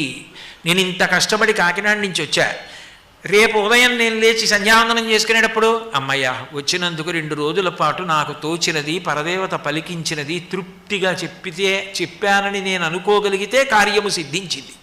కార్యము సిద్ధిస్తే తృప్తి. సిద్ధలక్ష్మి మోక్షలక్ష్మి, ఇందాక చెప్పానే శారదయ్యి మోక్షలక్ష్మి జయలక్ష్మి. ఒకరికన్నా ఒకరి యందు శక్తి పెరిగి వారు విజయమును సాధించారు, వీరికన్నా వారు గొప్పవారని అనిపించుకోవలసి వచ్చిందనుకోండి ఒకప్పుడు పోటీలో, అప్పుడు ఆమె అనుగ్రహం కారణమవుతుంది. జయలక్ష్మి. కాబట్టి సిద్ధలక్ష్మీర్ మోక్షలక్ష్మీర్ జయలక్ష్మి సరస్వతి. లక్ష్మీదేవి వేరండి, సరస్వతీదేవి వేరండి అని చెప్పలేదు వేదం. ఆమెయే సరస్వతి. 10 మందికి చెప్పవలసి వచ్చినప్పుడు నిస్వార్థంగా వాక్కు ద్వారా అజ్ఞానమును తీసేటట్టు మాట్లాడగలగాలి. సరస్వతి సిద్ధలక్ష్మీర్ మోక్షలక్ష్మి జయలక్ష్మి సరస్వతి శ్రీలక్ష్మి. శ్రీలక్ష్మి. శ్రీలక్ష్మి అంటే పాడి పంటలు, ఇంట్లో పసిపిల్లలు, కాంతులు, సంతోషం ఇవన్నీ ఉండాలి. వరలక్ష్మి, వెనక ఉన్నటువంటి 5 లక్ష్ముల ద్వారా వచ్చే సమస్తము అందరూ అన్నీ కోరుతారు కాబట్టి వరలక్ష్మి. అందుకని ఏడాదిలో వరలక్ష్మి వ్రతం. వరలక్ష్మీశ్చ ప్రసన్న మమ సర్వదా, నన్ను సర్వదా ఎప్పుడూ ఈ 6 లక్ష్ములు అంటే 6 ఉన్నారని కాదు, ఆ తల్లి 6గా నన్ను అనుగ్రహించుచుండుగాక. అప్పుడు లక్ష్మి అన్న దాంట్లో సరస్వతి వచ్చిందా? 2 రూపాలు ఉన్నాయా? ఎలా ఉంటాయి? అలా ఉంటే అలా ఎందుకు చెప్తారు? లక్ష్మీ అష్టోత్తరంలో నవదుర్గాం మహాకాళీం బ్రహ్మ విష్ణు శివాత్మికాం అంటున్నావా అంటలేదా? నవదుర్గలు ఆమెయే. నవదుర్గాం మహాకాళీం, మహాకాళి ఆమెయే, మహాలక్ష్మి ఆమెయే. అంటున్నావా అంటలేదా? శంకరాచార్యులు వారు కనకధారా స్తోత్రం చేస్తూ లక్ష్మీదేవిని ఉద్దేశించి గిర్దేవతేతి గరుడధ్వజ సుందరేతి శాకాంబరేతి శశిశేఖర వల్లభేతి సృష్టిస్థితి ప్రళయకేష సంస్థితాయే తస్యై నమస్త్రిభువనైక ఉరోస్తరుణ్యై అన్నారు. గిర్దేవతేతి వాక్కులకు అధిదేవత అయిన సరస్వతి నువ్వే. గిర్దేవతేతి గరుడధ్వజ సుందరీతి గరుడవాహనం మీద వెళ్ళే విష్ణువు యొక్క ఇల్లాలు నువ్వే. గరుడధ్వజ సుందరీతి శాకాంబరీతి శశిశేఖర వల్లభేతి చంద్రవంక కిరీటంలో ధరించే పరమశివుని యొక్క ఇల్లాలువి నువ్వే. పరమదయతో పంటలు పండడానికి కూడా సమయం లేకపోతే నీ శరీరంలోంచి నీటిని కాయగూరల్ని ఇచ్చేసిన శాకాంబరివి నువ్వే అన్నారు. అబ్బెబ్బే తప్పయ్యా అలా అనకూడదు, నేను విష్ణుపత్నిని లక్ష్మీదేవిని మాత్రమే, నేను అలా ఎలా అవుతానయ్యా, నేను సరస్వతిని ఏమిటి, నేను పార్వతిని ఏమిటి అంది ఆ లక్ష్మీదేవి. వెంటనే కనకధార కురిపించింది. శ్రీయన గౌరినాబరగు చెల్వకు చిత్తము పల్లవింప భద్రాయితమూర్తి హరిహరంబగు రూపము దాల్చి విష్ణు రూపాయ నమశివాయని పల్కెడు భక్తజనంబుల వైదికధ్యాయత కిచ్చమెచ్చు పరతత్వము కొల్చెద నిష్టసిద్ధికిన్నన్నాడు తిక్కనగారు. విరాట పర్వంతో భారతాన్ని ఆంధ్రీకరించడం మొదలుపెట్టి శ్రీయన గౌరినాబరగు లక్ష్మికి గౌరికి అభేదం చేశాడు. ముగ్గురు ఒక్కటే అని నమ్మి ఎవడు శివుడు విష్ణు రూపమని నమస్కరిస్తున్నాడో అది యథార్థమైన రూపం, నేను నమస్కరిస్తున్నానన్నాడు. కాదు అందా సరస్వతీదేవి. విరాట పర్వం మహాభారతం తిక్కనగారితో ఆంధ్రీకరింప చేయలే. శంకర భగవత్పాదులు గంగాష్టకం చేస్తూ ఓ మాట అంటారు. మనందరికీ నేర్పడం కోసం ఆయన ఒక అద్భుతమైన శ్లోకం చేశారు గంగాష్టకంలో. మాతాజాహ్నవి శంభు సంగమిళితే మౌళౌ నిధాయాంజలిం తత్తీరే వపుషోవసాన సమయే నారాయణాంగ్రిద్ధయం సానందం స్మరతో భవిష్యతి మమ ప్రాణ ప్రయాణోత్సవే భూయాద్భక్తిరవిచ్యుత హరిహరద్వైతాత్మిక శాశ్వతీ అన్నారు. అమ్మా గంగమ్మ, నేను నా ప్రాణం పోయేటప్పుడు నా ప్రాణములు పోవడం కూడా నాకు ఉత్సవం కావాలి. బ్రతికున్నంత కాలం నిన్ను నమ్మి చెప్పుకున్నాను, నా ప్రాణములు పైకి లేచిపోతున్నాయి. ఇంతకాలం ఎవరి గురించి చెప్పానో వాళ్ళ పాద పంజరంలోకి వెళ్ళిపోతున్నానని మహాసంతోషంతో నేను ఉత్సవాన్ని చూస్తున్నట్టుగా వదిలిపెట్టాలి. ఆ వదిలిపెట్టేటప్పుడు గంగమ్మ నువ్వు నా ఎదురుగుండా కనపడాలి. నాకు విష్ణువు యొక్క పాదములు తల మీద పెట్టుకోవాలి. నారాయణాంఘ్రిద్వయం ఎవరి దగ్గర ఉండాలి? మాతాజాహ్నవి శంభు సంగమిళితే మౌళౌ నిధాయాంజలిం, రెండు చేతులెత్తి గంగమ్మకి నమస్కరిస్తూ విష్ణు పాదములను తల మీద స్మరించాలి. నేను బ్రతికున్నంత కాలం శివకేశవుల మధ్య భేదము నాకు గోచరము కాకుండుగాక అని శంకర భగవత్పాదులంతటి వారు అడిగారు. అంటే మనం నేర్చుకోవలసిన విషయం ఆ ఒక్క తల్లే అన్నీ ఇవ్వగలదు. అందుకు మహాకాళి, మహాలక్ష్మి, మహాసరస్వతి శంకరుడు సౌందర్యలహరి చేస్తూ ఇదే భావాన్ని శ్లోక రూపంలో చెప్తారు. గిరామాహుర్దేవీం ద్రుహిణ గృహిణీం ఆగమ విదో హరే పత్నీం పద్మాం హరసహచరీ మద్రినిలయాం తురీయాకాపిత్వం దురధిగనిసీమ మహిమ. ఆ తల్లి మహామాయా విశ్వం భ్రమయసి పరబ్రహ్మ మహిషి. ఆమె మహామాయాస్వరూపిణి అయి జగత్తునంతటినీ తిప్పనూగలదు. ఆమె బ్రహ్మగారి ఇల్లాలైన సరస్వతి, ఆమెయే విష్ణుపత్ని అయిన లక్ష్మి, ఆమెయే హరసహచరీ మద్రినిలయాం, ఆమెయే పార్వతి. ఆమెయే ఎప్పుడు ఏ రూపం ధరించి ఇవ్వాలో అలా ఇస్తుంది. మనకే లోకంలో కలెక్టర్ అండ్ డిస్ట్రిక్ట్ మెజిస్ట్రేట్ అంటాం. కలెక్టర్గా ఆయన జిల్లాలో సర్వోత్కృష్టమైన అధికారి, ఆయనే జిల్లాకి న్యాయాధికారి కూడా. ఆయనే అవసరమైతే ఒక కార్యాలయంలోకి వెళ్ళి అన్నిటినీ పరిశీలించగలరు. అవసరమైతే ఆయనే రక్షక భటులకు కాల్పులకు ఉత్తర్వులు కూడా ఇవ్వగలరు. అంటే కలెక్టర్ అండ్ మెజిస్ట్రేట్ అయిన అవగాలేనిది ఒక పరదేవత లక్ష్మీ సరస్వతి పార్వతి అయితే ఆశ్చర్యం ఏముంటుంది? మనం పెట్టుకున్న వ్యవస్థలోనే అది ఉన్నప్పుడు భగవంతుని యొక్క వ్యవస్థలో అది లేకుండా ఎట్లా ఉంటుంది? ఇది నేర్పడం ప్రధానం. మనకి సనాతన ధర్మంలో ఇది ప్రాథమికంగా తెలుసుకుని అనుష్ఠించమని చెప్తారు. లేకపోతే ఏదో దీనికోసం ఈవిడి దగ్గరికి, ఇంకో దానికోసం ఇంకో ఆవిడ దగ్గరికి వెళ్ళడం అన్న మాట ఉండదు. ఆవిడ పరదేవత, ఆవిడ్ని నమ్మి ఆవిడ నామం పలికినా నువ్వు అనుగ్రహింపబడతావు. ఇది శ్లోకాలలో సాహిత్యంలో చెప్పడం కాదు. మీకు ఆశ్చర్యకరమైన విషయం ఏమిటంటే ఇది సంగీతంలో కూడా నేర్పుతారు. సంగీతంలో ఎక్కడ నేర్పుతారండి అని మీకు అనుమానం రావచ్చు. వరవీణ మృదుపాణి వనరుహలోచను రాణి అని ఒక కీర్తన. నాకు సంగీతంతో అంత ప్రవేశం ఉండదు, ఏదో ఎప్పుడైనా సంగీత సాహిత్య సమ్మేళనాల్లో మాట్లాడడం, అందుకని నాకు అది పూర్తిగా పాట గుర్తుందో లేదో నాకు తెలియదు. కానీ వరవీణ మృదుపాణి వనరుహలోచను రాణి సురుచిరబంబర వేణి సురనుత కళ్యాణి నిరుపమ శుభ గుణలోల నిరతదయాప్రదశీల వరదాప్రియ రంగనాయకి. ఆ తల్లి సరసిజాసన జనని జయ జయ జయ జయ జయ 5 మాటలతోటి ఆ పాట పూర్తవుతుంది. అది ఎవరి పరంగా ఇచ్చినట్టు ఆ పాట? అది సంగీతం. ఆ సంగీతంలో ఆ పాట మీరు చూస్తే అది లక్ష్మీదేవి పరంగా కనపడుతుంది పైకి.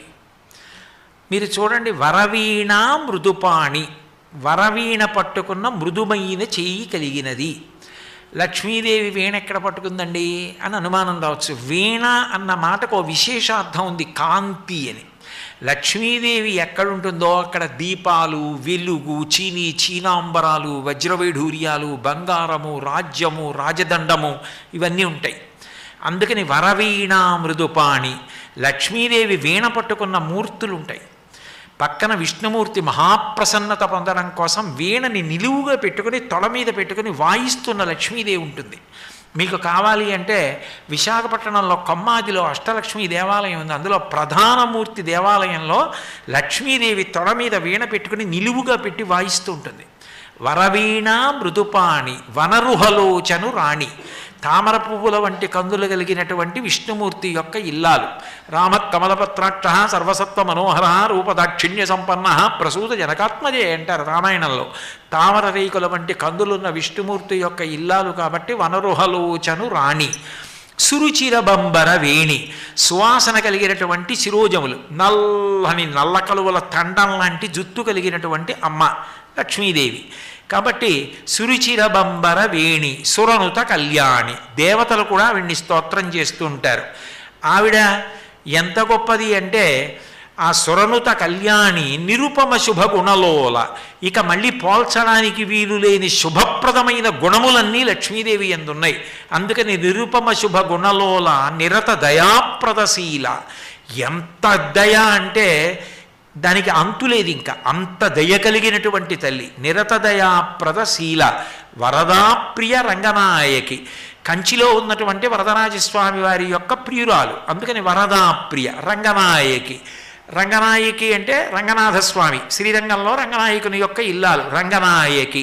సరసిజాసన జనని, సరసిజాసనము అంటే సరసిజ అంటే నీటిలో పుట్టిన తామర పువ్వుని ఆసనంగా కలిగిన వాడు బ్రహ్మగారు. ఆయనకి జనని తల్లి, ఎందుకంటే విష్ణుమూర్తి యొక్క భార్య లక్ష్మీదేవి కాబట్టి విష్ణువు యొక్క నాభికమలంలోంచి బ్రహ్మగారు వచ్చారు కాబట్టి బ్రహ్మగారికి తల్లి. సరసిజాసన జనని జయ జయ జయ జయ జయ. జయ ఎక్కడుంటే అక్కడ జయలక్ష్మి కాబట్టి ఆ లక్ష్మీ కీర్తన కాదు, అది సరస్వతీదేవి మీద అని నేను అన్నాను అనుకోండి. వరవీణ మృదుపాణి, సరస్వతీదేవి వీణ వాయిస్తుంటుంది. వరవీణ మృదుపాణి వనరుహలోచను రాణి, బ్రహ్మగారి కళ్ళు కూడా తామర పువ్వుల్లాగే ఉంటాయి, అందుకని వనరుహలోచను రాణి. సురుచిరబంబర వేణి, సరస్వతీదేవి జుత్తు కూడా పరదేవత యొక్క జుత్తు కాబట్టి నల్లగా నల్ల కలువల తండంలాగే ఉంటుంది సువాసనతో. కాబట్టి సురుచిరబంబర వేణి సురనుత కళ్యాణి, సరస్వతీదేవి యొక్క గుణములను దేవతలందరూ శ్లాఘిస్తూ ఉంటారు కాబట్టి సురనుత కళ్యాణి. ఆ తల్లి నిరుపమ శుభ గుణలోల నిరతదయాప్రదశీల, అనేకమైన శుభప్రదమైన గుణములు కలిగినది, గొప్ప దయ కలిగినది సరస్వతీదేవి. నిరతదయాప్రదశీల వరదాప్రియ. లక్ష్మీదేవి అయితే వరదరాజస్వామి ఇల్లాలు అన్నాం. వరదాప్రియ, వర దా వరములను ఇవ్వడంలో ప్రియ ఇష్టమైనది, ఇవ్వడం ఇష్టం. సరస్వతీదేవికి ఇవ్వడం ఇష్టం, సరస్వతీ కటాక్షం ఉన్నవాడికి చెప్పడం ఇష్టం, దాచుకుంటే పాడైపోతాడు. అందుకని వరదాప్రియ, ఇవ్వడం ఇష్టం ఎప్పుడు వస్తుందంటే సరస్వతీ కటాక్షం ఉంటే. కాబట్టి వరదాప్రియ, దాచుకుంటే ఏమవుతుందిరా, ఇచ్చుకుంటే తరిస్తానంటాడు సరస్వతీ కటాక్షం ఉన్నవాడు. వరదాప్రియ, వరదాప్రియ రంగనాయకి, అక్కడ రంగనాథస్వామి ఇల్లాలు కాబట్టి లక్ష్మి అన్నాను. రంగనాయకి, ఎవరికి సరస్వతీ కటాక్షం ఉందో వాడు రంగస్థలానికి నాయకుడు అయ్యాడు. వేదికలు ఎక్కాలి అంటే సరస్వతీ కటాక్షం ఉండాలి. సరస్వతీ కటాక్షం ఉంది, బాగా పాడగలడు, వేదిక మీద కూర్చుంటాడు. గొప్ప వాద్య పరికరం మ్రోగించగలడు, వేదిక మీద కూర్చుంటాడు. గొప్ప వేద విద్వాంసుడు వేదిక మీద కూర్చుంటాడు. గొప్ప కవి వేదిక మీద కూర్చున్నాడు. రంగనాయకి సరసిజాసన జనని, సరసిజాసన జనని బ్రహ్మగారి యొక్క తల్లిగారు లక్ష్మీదేవి అన్నాం. సరసిజాసన అని విడదీయండి. తామర పువ్వు మీద కూర్చుంది.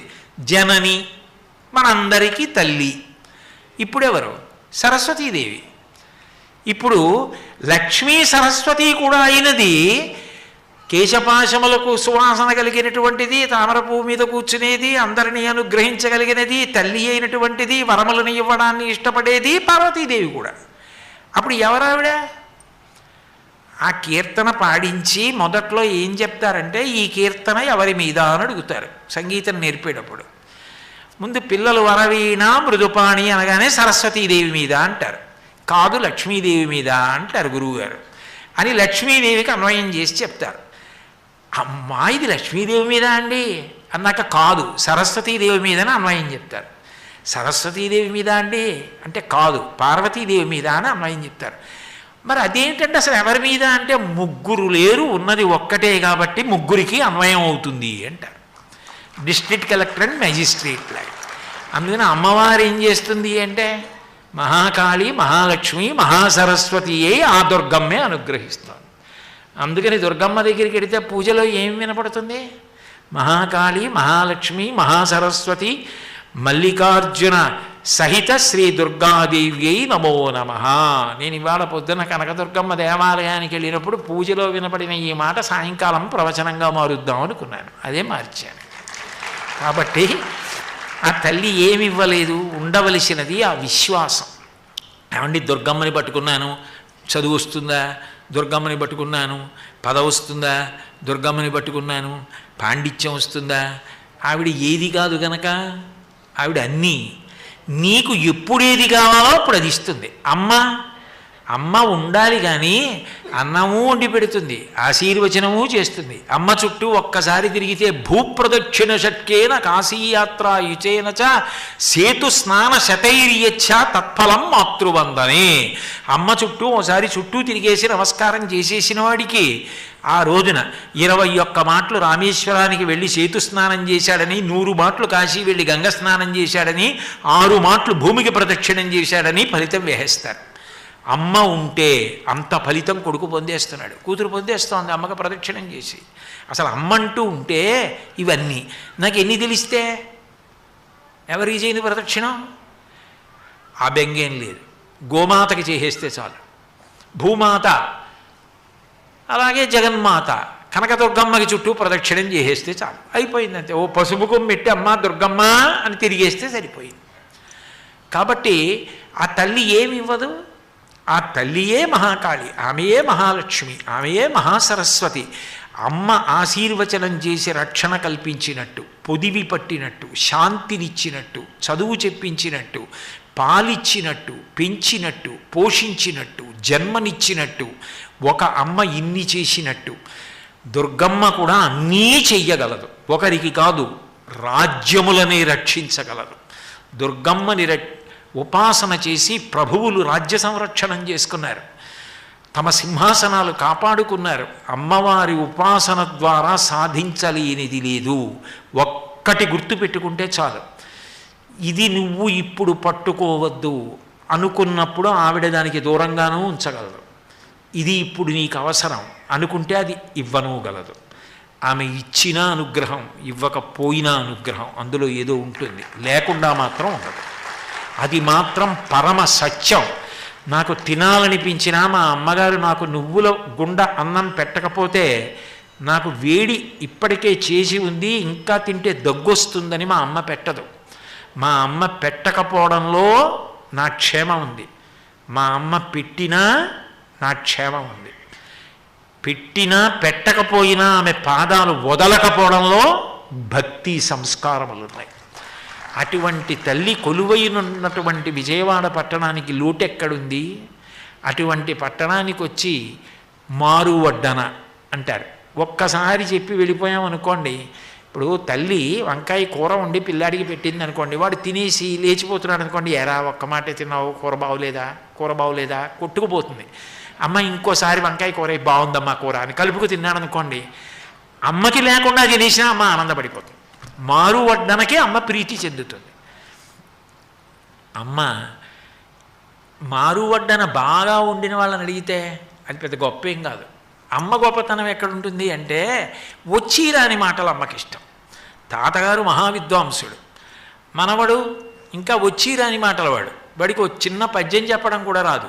కానీ చిన్న పద్యం కూడా చెప్పడం చేత కాని వాడు వచ్చి రాని మాటలతో పద్యం చెప్తున్నాడు అనుకోండి, తనలా విద్వాంసుడైన కొడుకుని చూసి కన్నా వచ్చి రాని మాటలతో పద్యం చెప్తున్న మనవణ్ణి ఎత్తి తొడ మీద కూర్చొని భలే చెప్పావురా అని బుగ్గలు పుడుకుతాడు తాతగారు.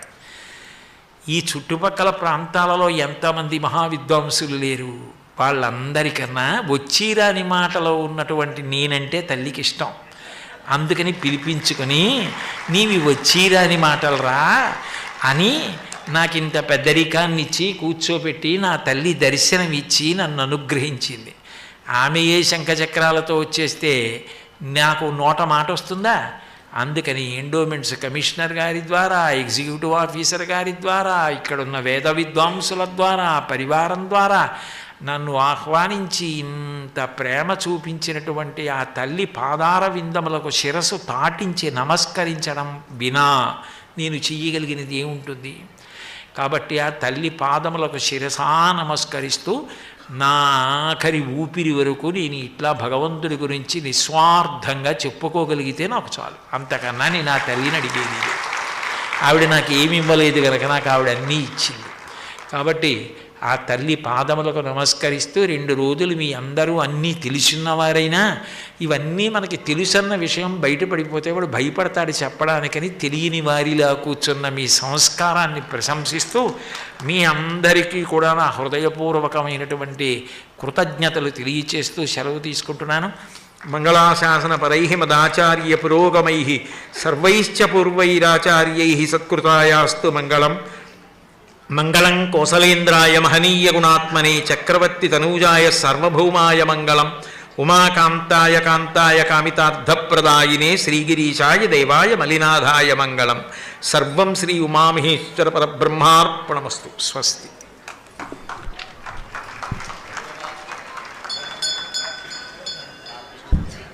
అద్భుతం. 2 రోజుల పాటు మొత్తం